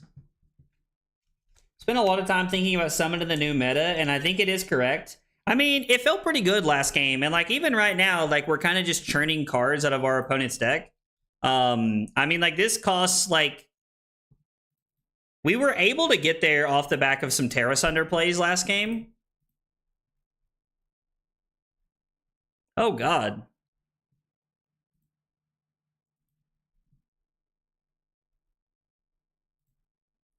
Chief called. This hand ain't it.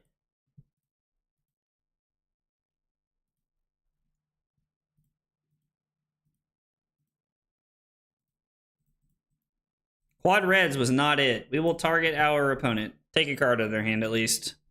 Try to slow them down a little bit.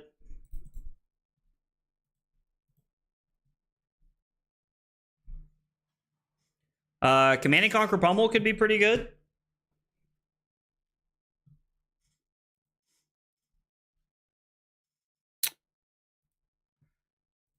Gonna say no blocks here. Ooh, and they're on the shunts. We're just gonna go ahead and give up the shelter. Just try to cover this up. Jagged Edge pushes through some damage. We end up going down to 12.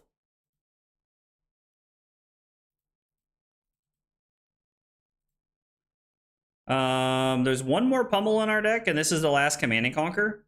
So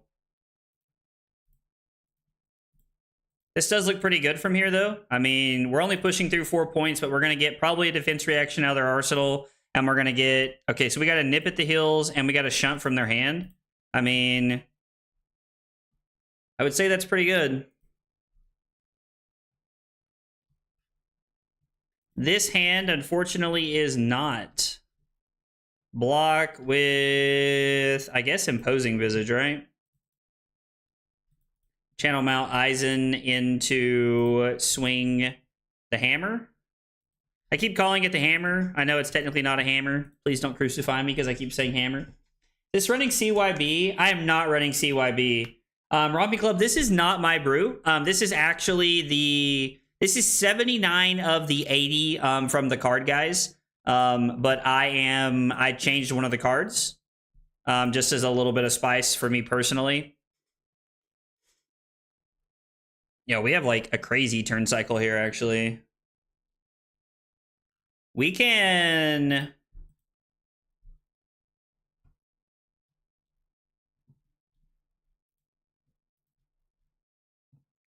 pitch the channel to play Pulse.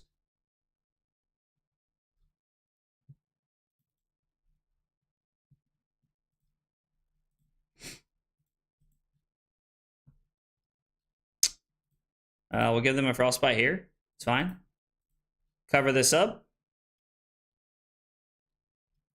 And then it is not possible for you to cover this up. We will, well, I said that earlier, and we got crazy blown out by Seeds of Tomorrow, so. Yo, what's up, Drew? How are you, brother? Yeah, we need to get a lot of damage going. Like these dominated cards and like the pummels, we need to get a lot of value out of this stuff. I mean, we do have our opponent down to 12, so like it's looking better here for us.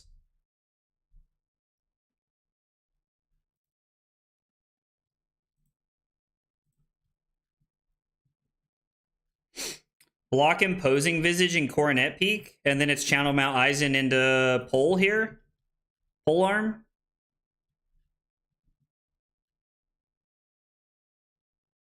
I think we're okay just giving up the Coronet Peak here. Maybe that's wrong. I don't know.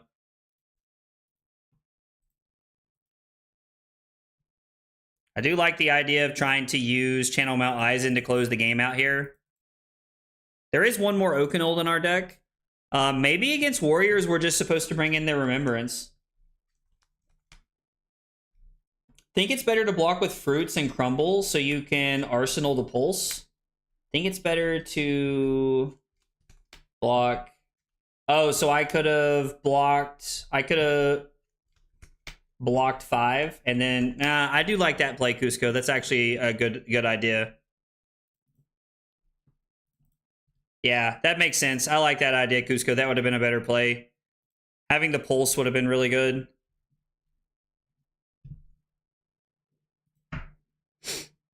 This is another no blocks. They're probably arsenaling a defense reaction, which protects them from the Terra Sunder play here.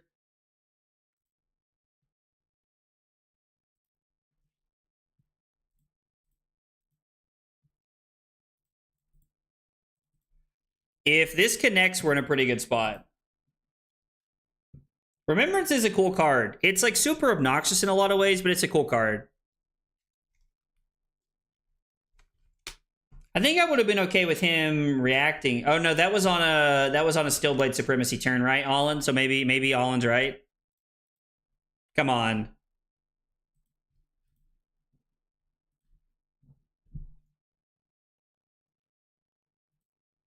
Discard 2 cards, get a Frostbite.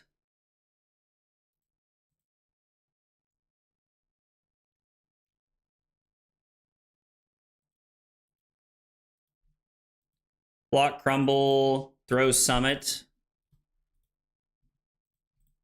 Problem is that they're up so many cards, like we're just going to be forced into like getting value out of the pummel. We have one more pummel we have to get value out of, and then we also have to get value out of our last Oakenold. Like there's not really a choice for us at this point in time. I mean, we can sink the Icequake here. Maybe I'm supposed to sink the pummel.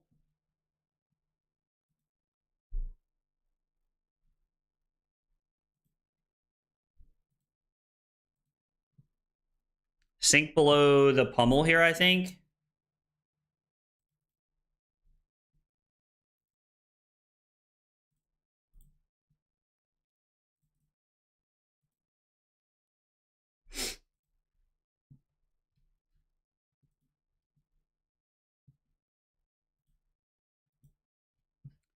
I think we're going to play the Icequake. This is just your next attack, right? Yeah, so we give them a Frostbite. And then there's our last Terra Sunder. So between the Terra Sunder, the Oakenold, and the Pummel, we're gonna have to make this work.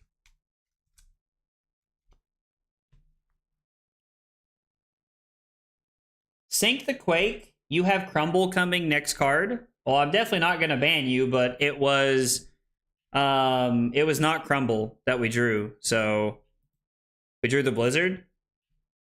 Definitely not gonna ban you. That's a pretty ridiculous take to ban you over something so silly, but I mean, it wasn't the next card, which is fine.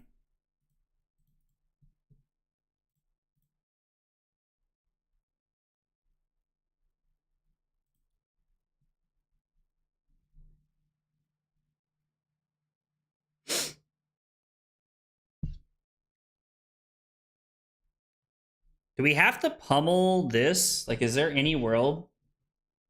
My man said it'd be funny if you did, lol.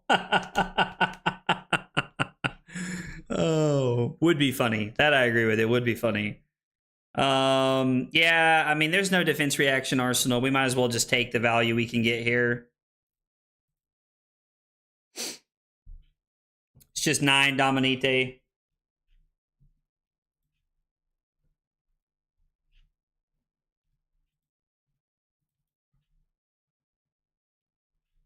Shelter from hand. They go to 8. That's our last Sigil of Solace, right?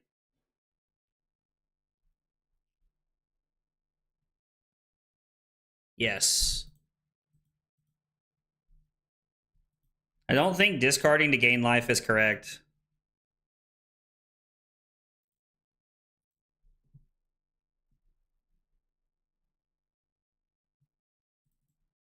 We'll go to 6 here. This is fine.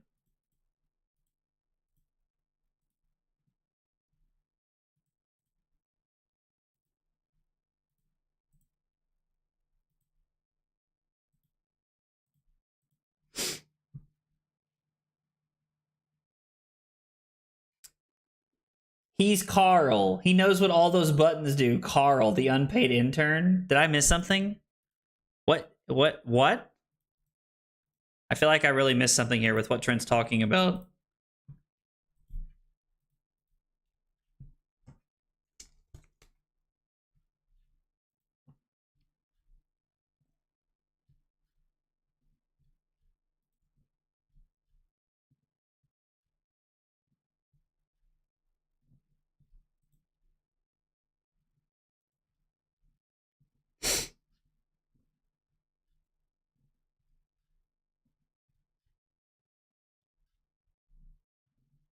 I mean, I think Summit's been pretty good so far tonight. I haven't hated Summit. Like, it's just 2-card 6 all night. I haven't hated it, honestly. It's been pretty good. Block here.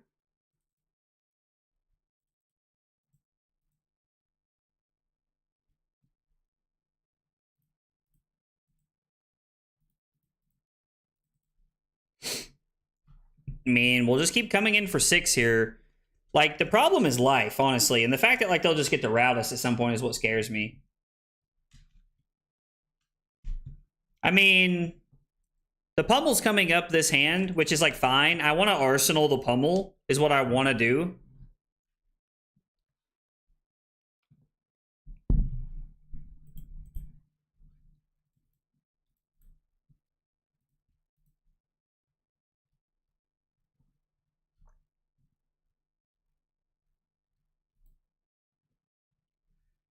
I don't actually think I can block with Terra Sunder and win the game.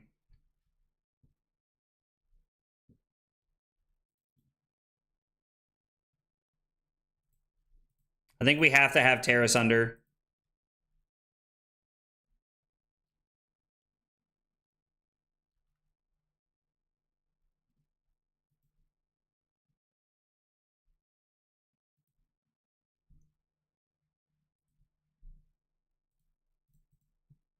So we're going to do this. And then we're going to arsenal the pummel. This could have been a sledge game. Like, it could be that we were supposed to just play sledge here, then that would have been better.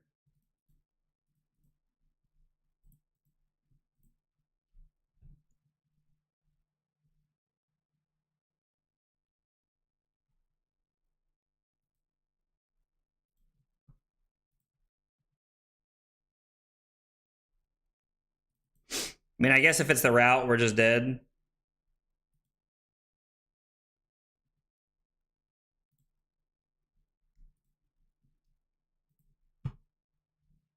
We take 2, go to 1.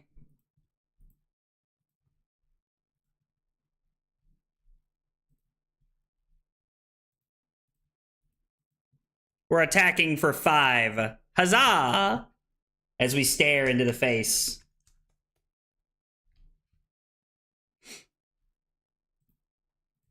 No defense reaction, please.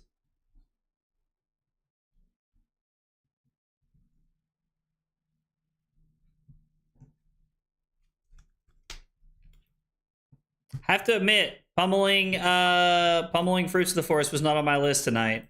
Oh yeah, I forgot. There's just like shunts we're just dead to at some point.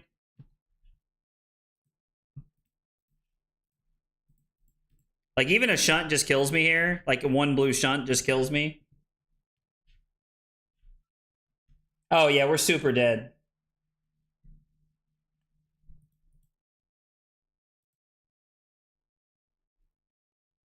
Interesting. So I have to discard 2 cards. We give them a Frostbite. Well, I'm not sure.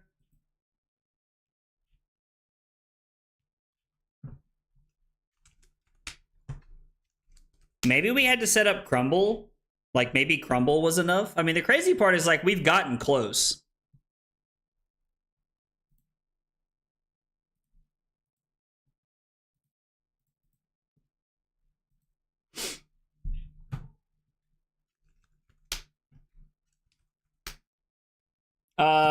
I mean, we probably should have, because like we're probably just dead anyway, right? Is like kind of like the concession here.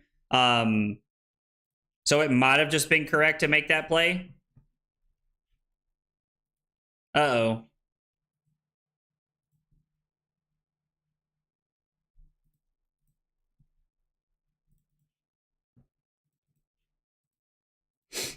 I wonder if there's a world where I'm supposed to discard fruits right there and then use equipment and then go down to 2. And then that way we play around 1 shunt.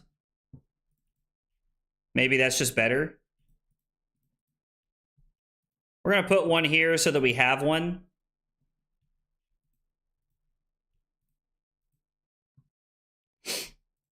Yeah, we'll just block like this.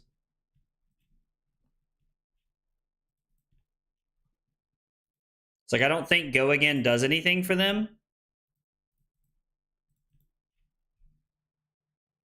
We're going to attack for 6. We're going to wait for them to go for the shunt play. No shunt play. Okay. I guess now we have to.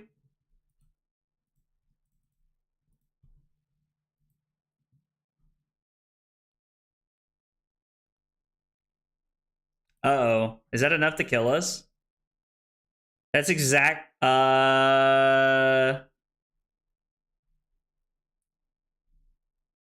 If I block with Fruits and Tunic, I block 3, go to 2, and then if I Blizzard... Yeah, there's no way for me to live here. Sag, we almost got there. We almost got there. We almost got there. Only took 35 minutes.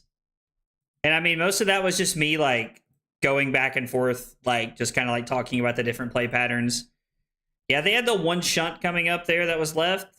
I mean, if I had played better with, like, our card economy early on in the game, we win that game. Also wild that they're, like, able to run a deck that runs 73 cards into me. Kind of interesting. Like, I know that, like, a lot of decks fat deck, but a lot of decks don't have the capacity to run that many cards. We did lose. Lost with them having 4 cards left.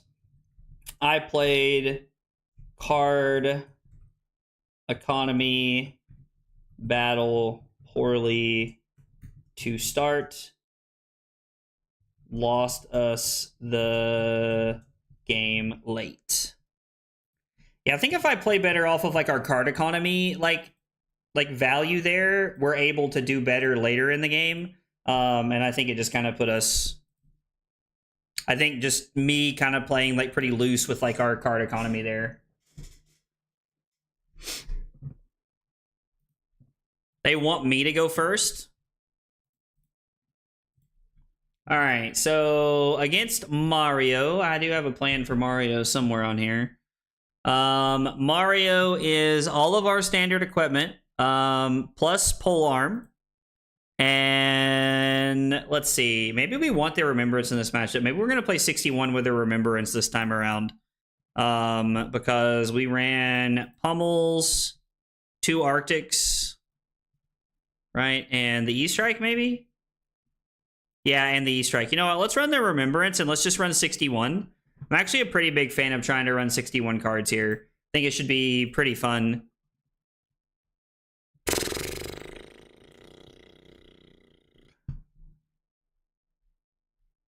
Overpitch for the hammer.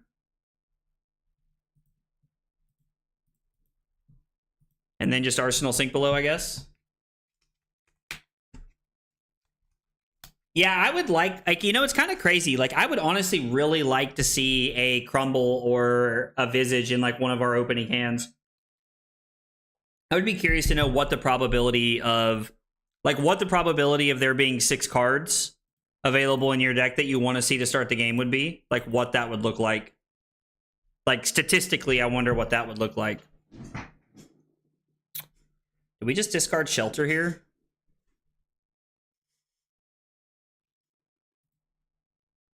I think we're just going to discard Shelter here up front.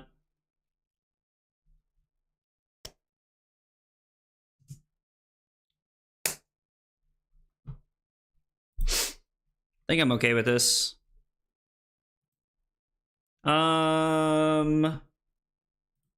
Sink the Fruits, I guess.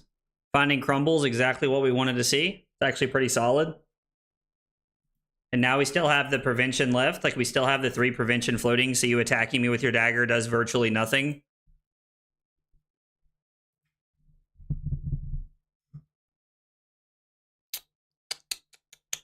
So it is Imposing Visage. We're going to pitch for 3 to go get a Crumble.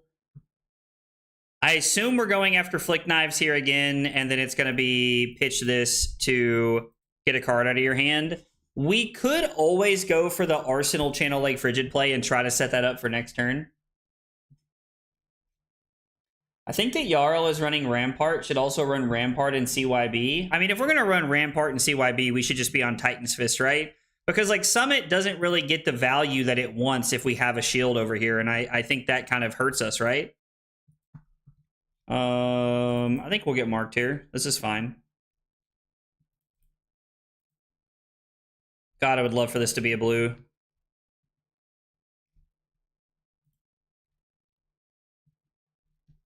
Banish a card from my hand.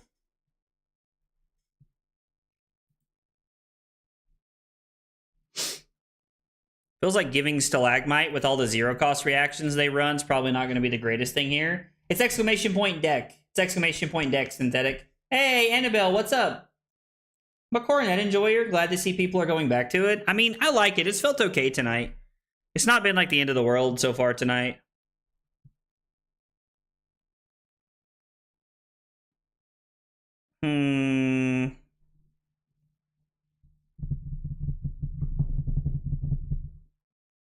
Think we just want to block 6. Try to Arsenal the Oakenold here. There's probably a pump. I mean, yeah, this is just unfortunate. I have to banish the Fruits of the Forest here, but I think it's fine. I was like, Codex would be not great for us having the discard our card, but we're just going to Arsenal the Oakenold and try to set up here.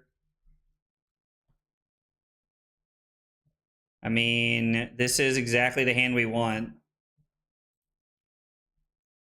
Hopefully there's no scar tissue here. Summit is really cool. Like, I agree. Summit's a lot of fun, and I've thoroughly enjoyed playing Summit so far tonight. I was originally not a fan of Summit when it came out, and to be fair, like, Summit definitely has its issues. Like, I'm not arguing that by any means. Like, having to keep 2 cards to swing your weapon is less than ideal.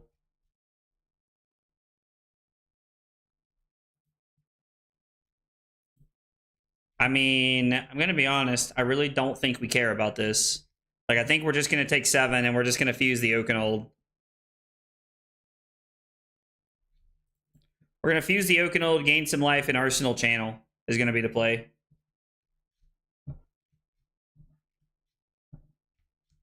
We're not playing Felling, actually, at all.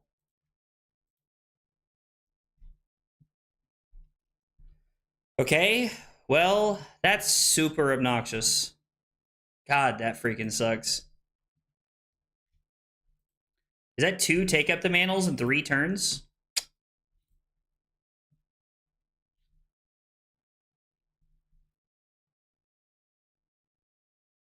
Banish Channel, I guess, and then we can pitch fruits for Visage. Target the mask.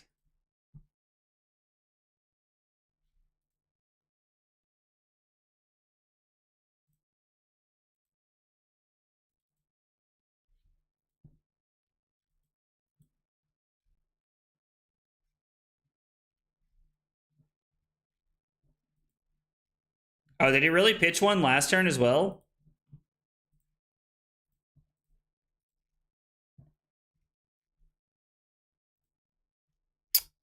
Yeah, I guess it's just mask here. Gives us the ability to destroy multiple pieces depending on like how they block and what they decide to do here. Well, Frozen to Death isn't exactly the card you want to see in your hand, but man, Mangle looks really good here. I would love to be able to hit our opponent with a Mangle here. I mean, they've had like a pretty good amount of disruption so far. Like the buff on the first Mark of the Black Widow wasn't super surprising. Oh, so this is just super Command and Conquer. Like, this has to be Command and Conquer. So we're going to block like this to force them to give us Tunic.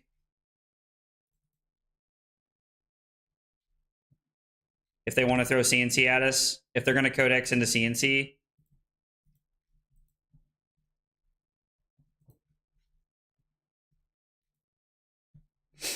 And then we'll block Channel Frozen to Death. Yep. Yep.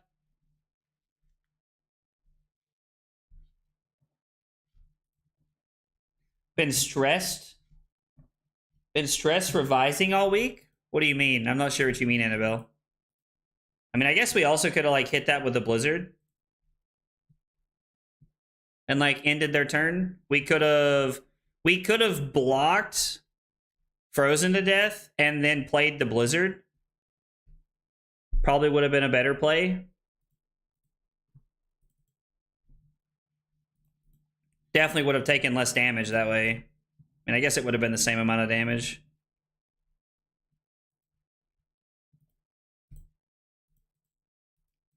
Mangle for 8 gives us the ability to try and take Flick Knives off the table. Now, they could block Mask, Tunic, and a card, but it has the same effect for us either way. Oh, you have a technical test tomorrow? Is that like a coding thing, Annabelle?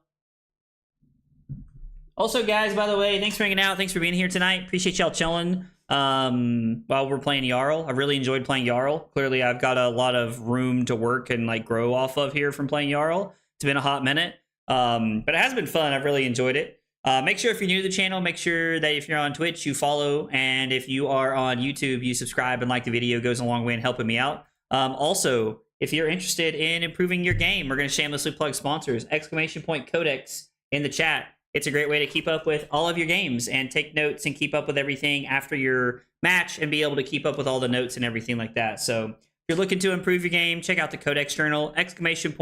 Codex Agroblaze 96 to save 10% at checkout. Because I said shamelessly plugging the sponsors and I won't lie. I feel good with the topics, just always stressful. I get that. Taking tests can be very stressful. That I completely understand that. Yo, this is a hand and a half if I've ever seen one.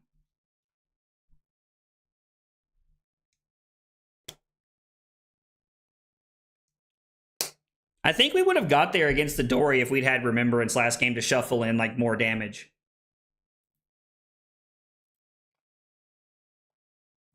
Yeah, we'll take one here. I mean, they flipped a trap door to block that out, so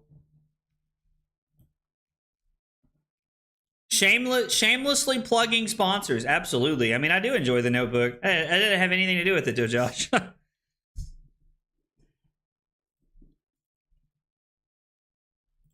We can try to prevent ourselves from being marked and go search for a mangle. And then we also have Sink Below to protect our Oakenold here.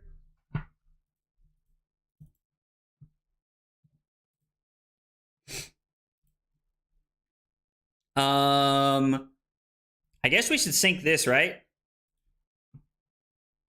I was like, worst case, we draw red.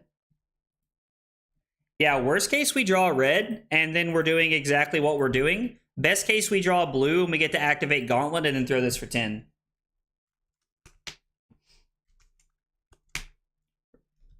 How useful are Fab judge exams? I mean, I know a few people that have their L1 bear, and like I think it's like pretty good for a lot of people.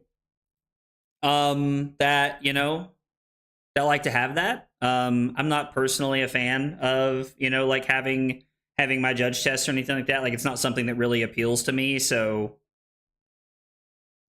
if I block Channel Mount Eisen and Stalagmite, I'm able to block 8 to protect this.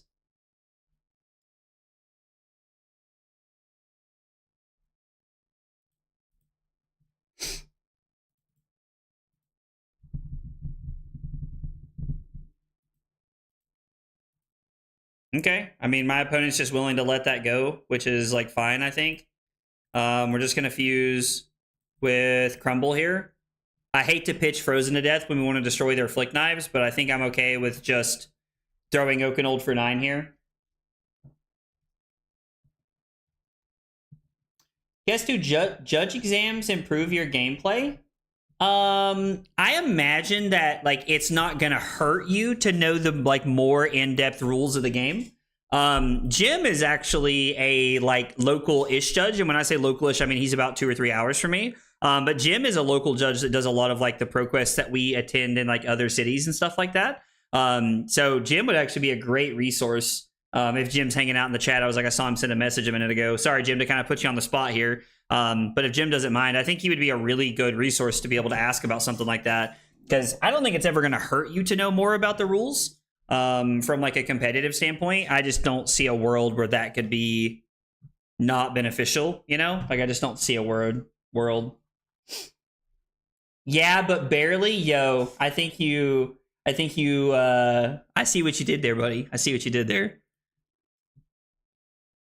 I think you'd be better off following the Fab X accounts. I mean, oh, that's kind of funny. Am I just okay with just taking 2 here to represent the pummel? Have they seen one yet? No. I have to take 2 here and go to 18. We could have played the Sink Below, but I don't really see a reason to. I mean, this getting go again is fine with me. Because, like, if they have a codex, like, I'm just protecting it, so it doesn't really matter. I guess we could have played the Blizzard in, like, the...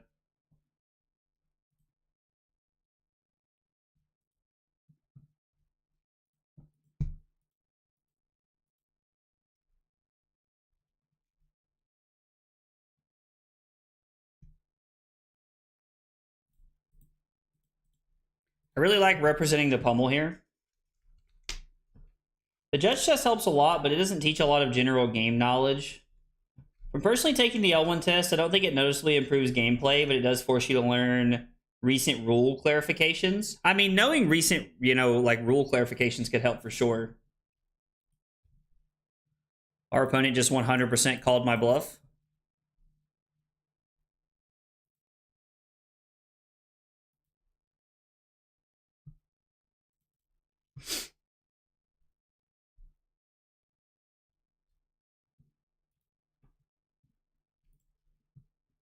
I really like this play a lot. This is going to allow us to go channel into Frostfang. mean, if it's codex here, this feels really bad, but I think they've played one and they have one right there. I think they pitched one earlier, but I can't remember if I'm being entirely honest. And then we're going to use Tunic to throw Frostfang. We don't get to give them another Frostbite, but this is irrelevant on hit effect, and Channel does affect their turn.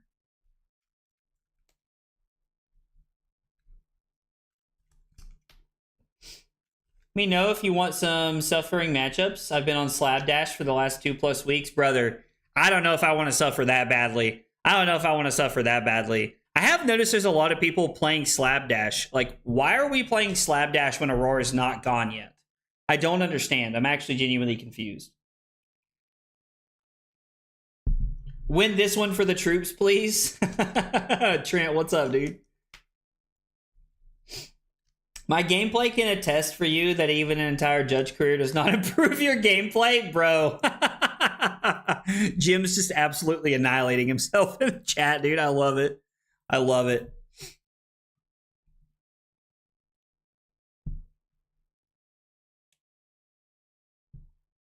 You've been fatiguing Auroras? Interesting. I'd be curious to know how, to be honest. That has my attention. I mean, I assume we are on some number of... I assume we're on some number of the item, whatever, Dissolution Sphere that I used to play to beat Viserai back in the day. I can't remember what it's called. I'm assuming it's something like that. Some number of cards like that.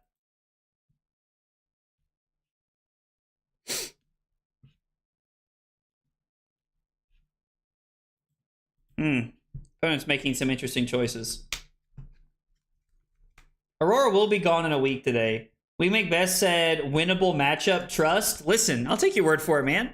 I have not played Slapdash in a long time, so I am taking y'all's word for all of it. I think we're just going to block this with Icequake, and then we're going to go... Actually, are we supposed to take this and let them flip, and then pummel this in Arsenal, the Icequake?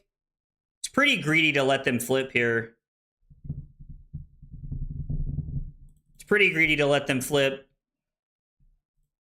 F it, we ball.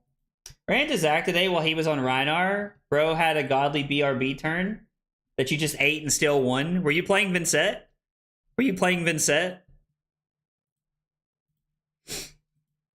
Give you a Frostbite, throw a card that kind of matters, I think, here. I don't know. Which one did they flip into? Of course, it was the Arsenal hate one. Big Sag. Jarl main here, but I think I will go to the PQ with Florian. OTK is so good right now. I mean, the OTK deck seems like very targetable, but also very solid if people aren't prepared for it. I'm trying to decide if I should be running Aurora, or if I should be running if I should run Aurora because it's the last week and I should play Aurora, or if I should be on the Jarl deck because I've been having a lot of fun playing Jarl lately. And plus, like, I like, don't get me wrong, I'm always going to win, and like, I would like to protect my elo because it did have a very good jump after PT London, but at the same time, I'm also like, I don't want to lose my fun for the game because I'm only just like, I have to sweat my balls off all the time. Like, I don't want to be one of those people.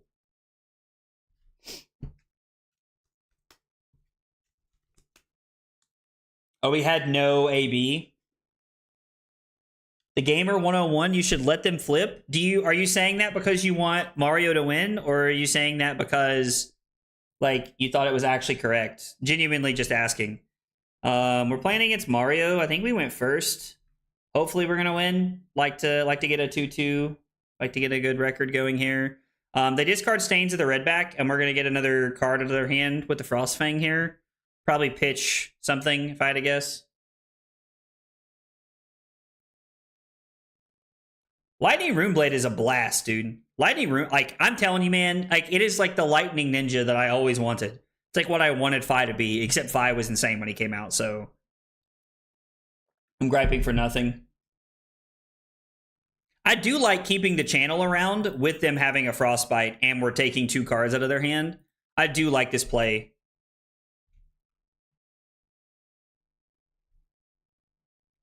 Are they actually just forced to pass because they have 2 reds in hand?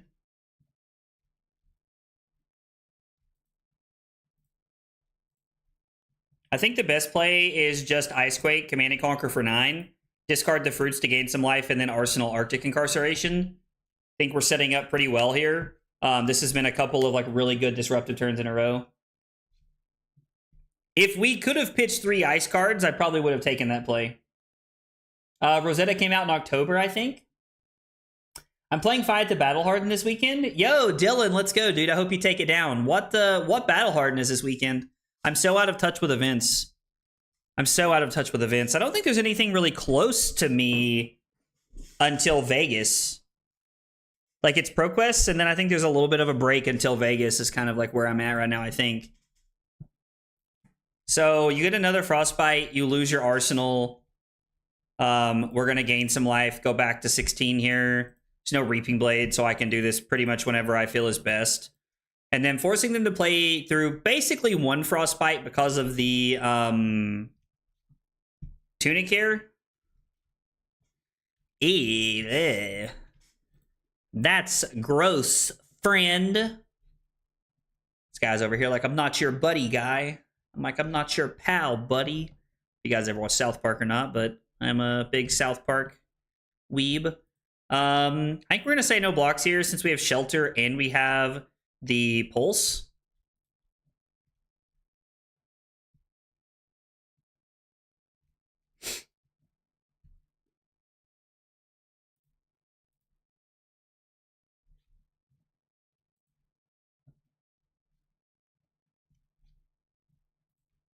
Yep. That's exactly why I did it now. I wanted to see if you would do it before the Frostbite or not. Oh, okay. Snaps. Push this up to 10. I mean, you could have just done that beforehand and saved it.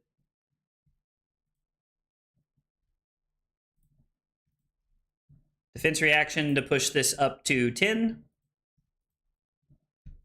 Cover this up. You do still technically have your action point. Pray to God there's no leave no witnesses because it snaps instead of the other one. Arctic Incarceration gives you 4 Frostbites. We Arsenal the Frostfang. And no, we do want Arsenal. We do want Arsenal. Chill.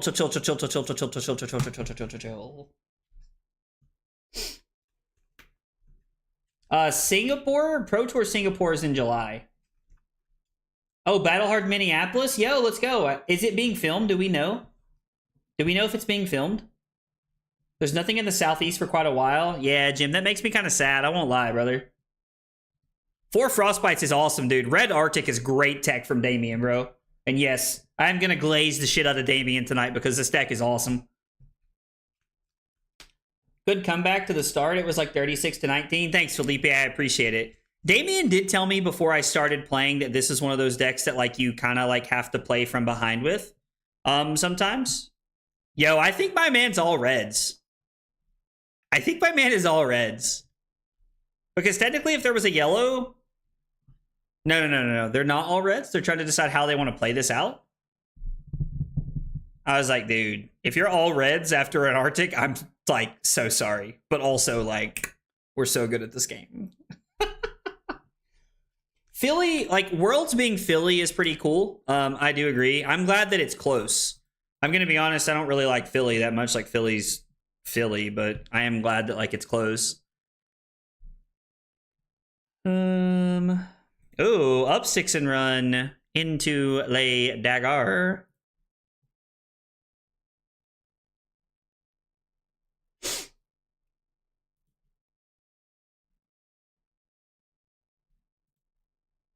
I think we could just block 3 and go to 10 here, right? Like, it's pretty safe. With flexors up. Like, they have no cards in hand. Yeah, I think we're pretty safe here. You're planning to play Jarl in the future when Aurora LLs? If you are planning to play Jarl in the future when Aurora LLs, then... Oh, you're saying you would recommend it? Sorry, I was like... My brain was having a stroke reading your message. Like, my brain was, like, not braining for a second.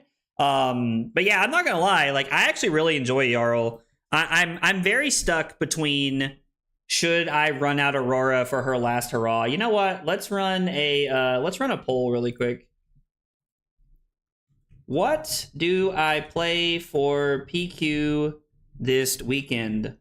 Aurora, Last Ride, Jarl, because Ice.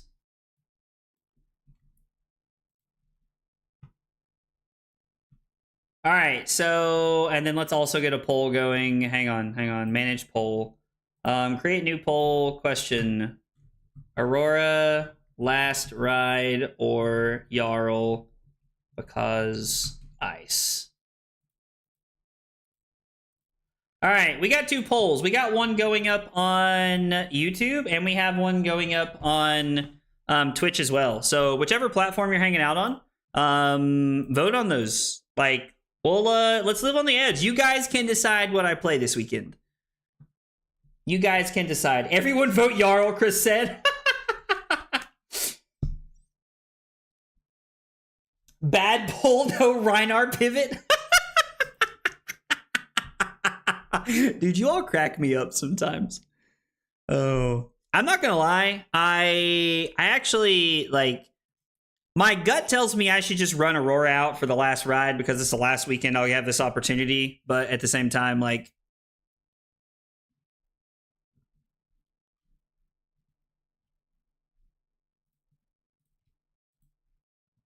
I mean, we just keep doing the thing, right? So it's, and then we get to come in for 7, or no, I'm sorry, 9. It's 9 on hit, 2 more Frostbites. That's way better than throwing CNC here. 5. No way Aurora's gonna LL. Yo, Kevin. Kevin's on some cope right now. Emergency fly out to Battle Harden. Man, I'm not gonna lie. I do like Battle Hardens. I just like tournaments in general. Like, honestly, I just love this game. And I know that I say that crap all the time, and you guys probably get so sick of listening to me say that nonsense. But it's so true. I just love playing the game. If I play Channel Mount Eisen, I cannot activate Summit. I can, like, play Channel Mount Eisen, pitch Unforgetting, Unforgiving, and Winter's Bite to Gauntlet, and then play Arctic. Okay, so it's still only 2 life, but I mean, it is 2 life nonetheless, right? And then we can Arsenal the Oakenold. Welcome back, Annabelle. Welcome back. Rochester PQ had a CYB Club Reinar. Sets up to quad Intimidate. That's actually kind of cool. My man said, gave me the opportunity to vote for Ice and thought I wasn't going to snap vote. Listen, I'm glad you did. That's why I put the poll up. I'm here for you guys. I'm here for you guys. I know everybody thinks that I'm here to, like, play games. Nah, I'm here for you guys. This hand is less than ideal.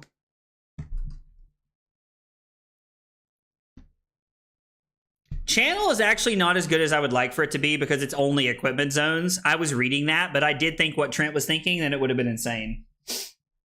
I thought you were here for the mad profit, bro.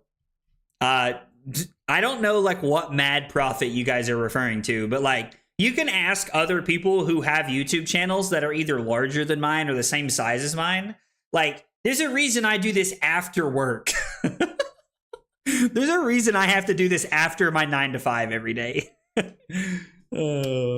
Listen, if I could feasibly quit my job and, like, replace my income with streaming, I would tomorrow.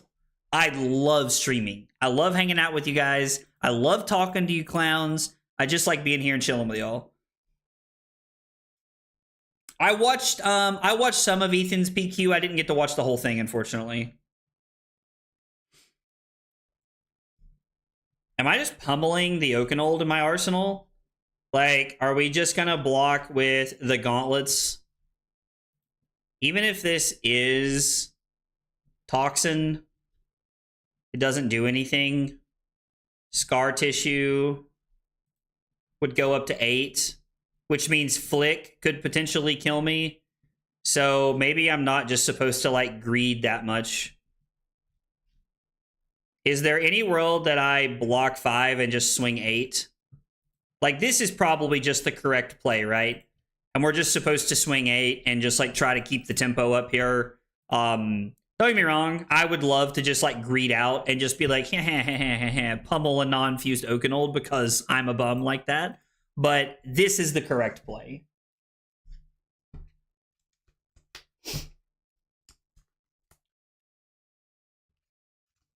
Which stream had triple CLV? I must have missed that.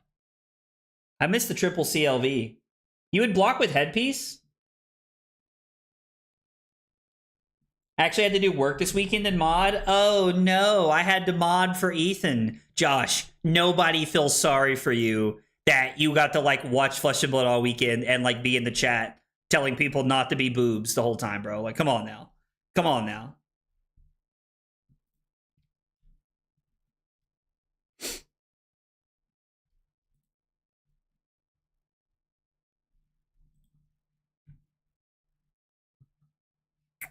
What if we went Terra Sunder Oakenold? Like, what if we blocked...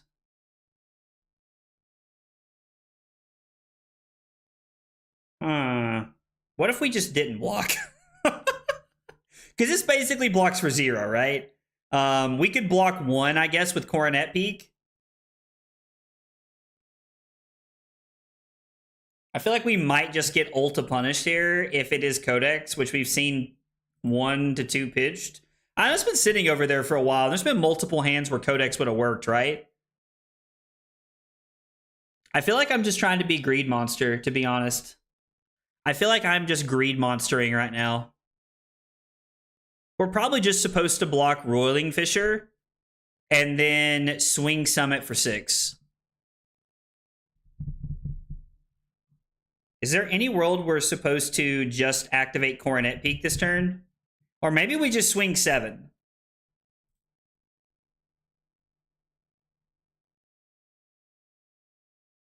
Nah, it's the last Oakenold. I have a tough time believing that...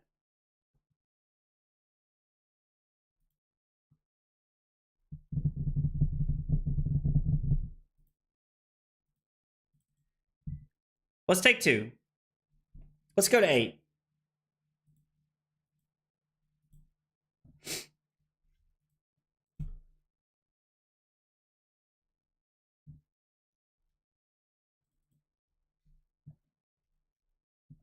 Like, I don't know what their arsenal is, but like, I don't know. It does not feel...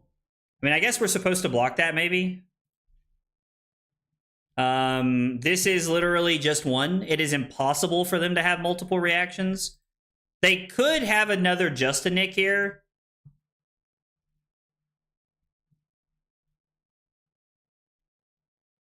We do have flexors to bail us out. We do have flexors to bail us out, technically. Yo! Zia Recco, thank you for the 2 months of Prime support on Twitch. Thank you so much. I appreciate that. It means a whole lot. Appreciate all the love and support, guys. I think blocking like this is fine. Like, it's probably just 1.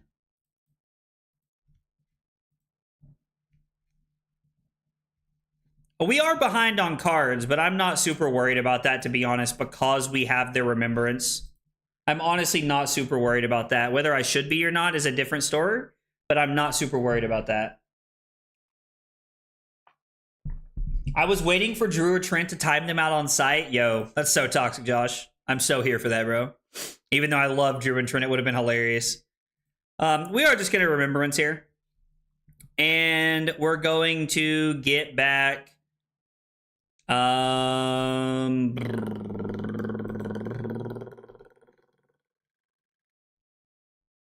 double Oakenold Command and Conquer. It's probably just the best thing to shuffle back into our deck. Just some power cards to try and finish the game out here.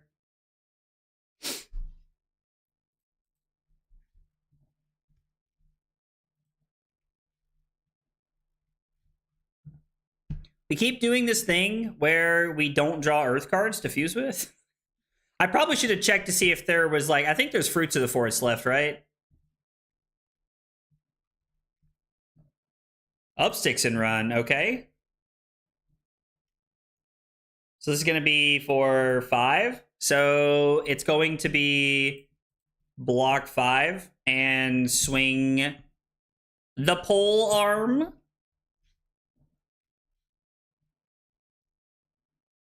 Getting Terrace Under back would have been okay. I've seen it all. Snatch on hit, draw 4 cards.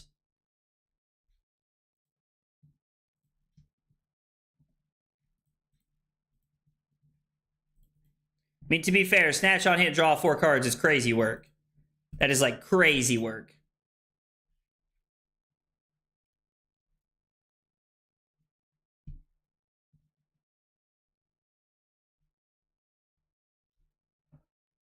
Pitch the Blizzard for flexors here.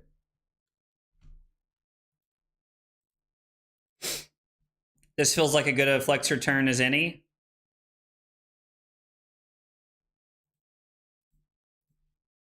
We could save the Blizzard to like try to get value and like shut one of their attacks down here.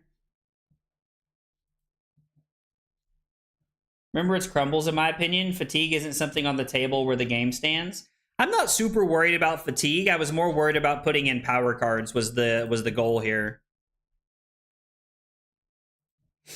All right, so we go to 3, which admittedly is pretty scary.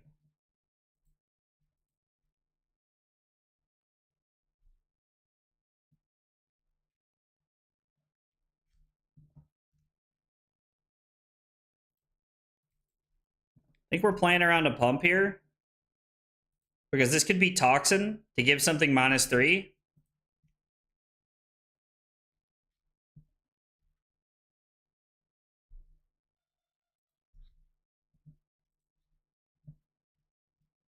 We go to 2 off the Flick Knives.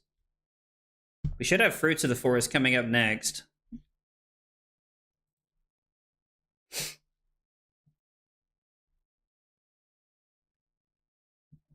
We're just going to send the Oakenold.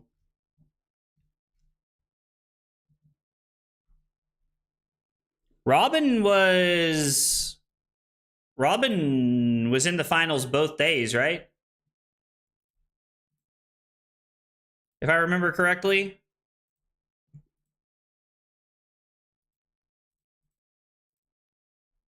I hate that we're just stuck throwing this for 6. But it does technically force a card here. I kind of hate that this is like the world we're living in right now, but I think it's better than nothing. We do leave ourselves pretty open to a codex here, but I did not specifically check for any toxins left, but let's see. There was one early. There's one there. 2 Justinix are gone. There is 1 toxin left because I'm assuming that they're on 3. All the Take Up the Mantles are gone. We get a Leave No Witnesses. They fall to 2.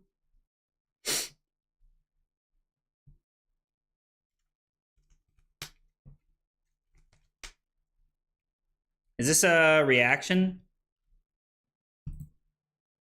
Okay.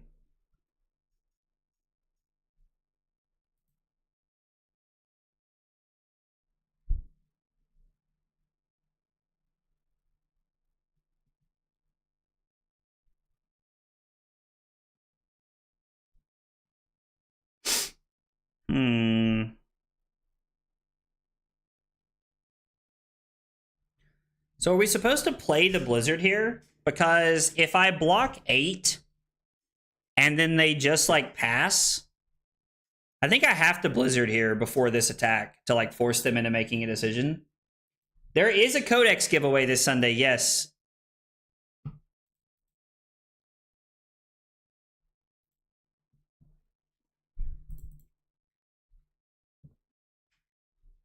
Yeah, we're doing a codex giveaway on Sunday. For anybody who does not know, from 1 o'clock to 4 o'clock, there's going to be 2 giveaways for codexes this weekend.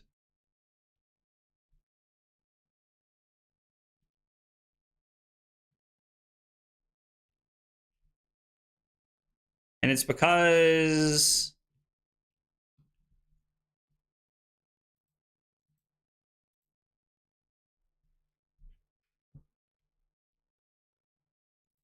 think we're just going to 1 here, right? I guess we couldn't go to 1 because we died a flick. I mean, yeah, I don't know. I don't think it really mattered there. Trying to figure out where I went wrong that game. There was the last Tarantula Toxin. It was going to be double trouble after that, so we were dead no matter what. Where did that game go wrong? We had a lot of really good like mid-game plays, and like the game felt like it was going pretty well for us. I don't know, like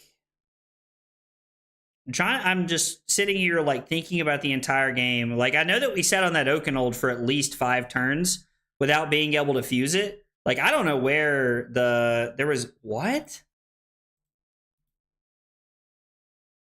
The other Fruits of the Forest was there. So I thought there was 2 fruits left, and I guess I had to block with 1. Yeah, I don't know. Like, that game, I don't know. I have to go back and watch that one, because that game felt like it went better than it did, and then all of a sudden it just fell apart at the end. I don't know. You should last ride cash in Aurora. I mean, I'm not gonna lie. Aurora's been my buddy since the beginning. I'm sorry, Trent. I know I let you and all the troops down, dude. I know. Ironically, it was 54% that voted for Aurora. And yeah, Aurora but won on both Twitch and on YouTube. So looks like we're just gonna last ride Aurora this weekend. So big Sag. We lost, let's see. Early game started slow, mid game felt good, late game I lost it all. Not sure where it all fell apart. Review later. This is a game I'm gonna have to watch tomorrow to kind of see like what went wrong, because I'd really like to know what happened and kind of like what's going on with it. So yeah, I don't know. Did you sell my sealed? Have I sold my sealed gold foil yet? I have not sold it yet. So the guy that's buying it from me, he asked to wait and see if I win any more, because he wants to buy them all at one time. So I'm kind of just hanging out, waiting to see if I win more. Pretty slim chance. There's quite a few Pro Quests and like a lot of good players at Pro Quest. So winning multiple in a season does not seem very likely. But if I do, then, you know, it'll work out pretty well. But anyway, guys, thanks so much for hanging out tonight. Appreciate y'all being here. Don't forget a couple things. There will not be a stream tomorrow. I'm celebrating my sister's birthday tomorrow, so no stream tomorrow. On Sunday, we're doing a codex giveaway. For you, if you guys do not know what the codex journal is, check it out. Exclamation point Discord. Exclamation point codex in the chat. It's a great tool to help you level up your game. It lets you keep track of your notes, keeps all your life over here. You get to keep track of whether you went first or second.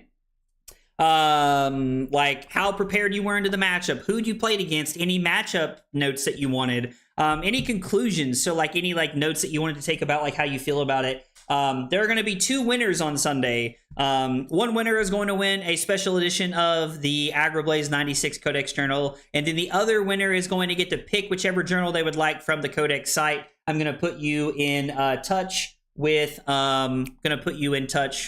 Thomas himself, so he can so it can work out.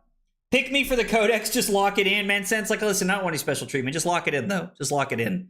So make sure you check that out on Sunday. The only thing you have to do to be hanging out is be in the chat. That's all you got to do, is just be hanging out on Sunday. YouTube, it's going to be a YouTube only giveaway, so if you normally hang out on Twitch, make sure you jump over to YouTube so you'll be available for that. No stream tomorrow. We'll be back on Thursday. Yeah, anyway, thanks for hanging out. Have a good night, and I will see you guys Thursday. Take it easy, guys.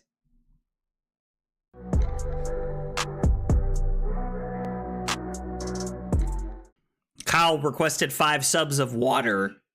Fucking weeb.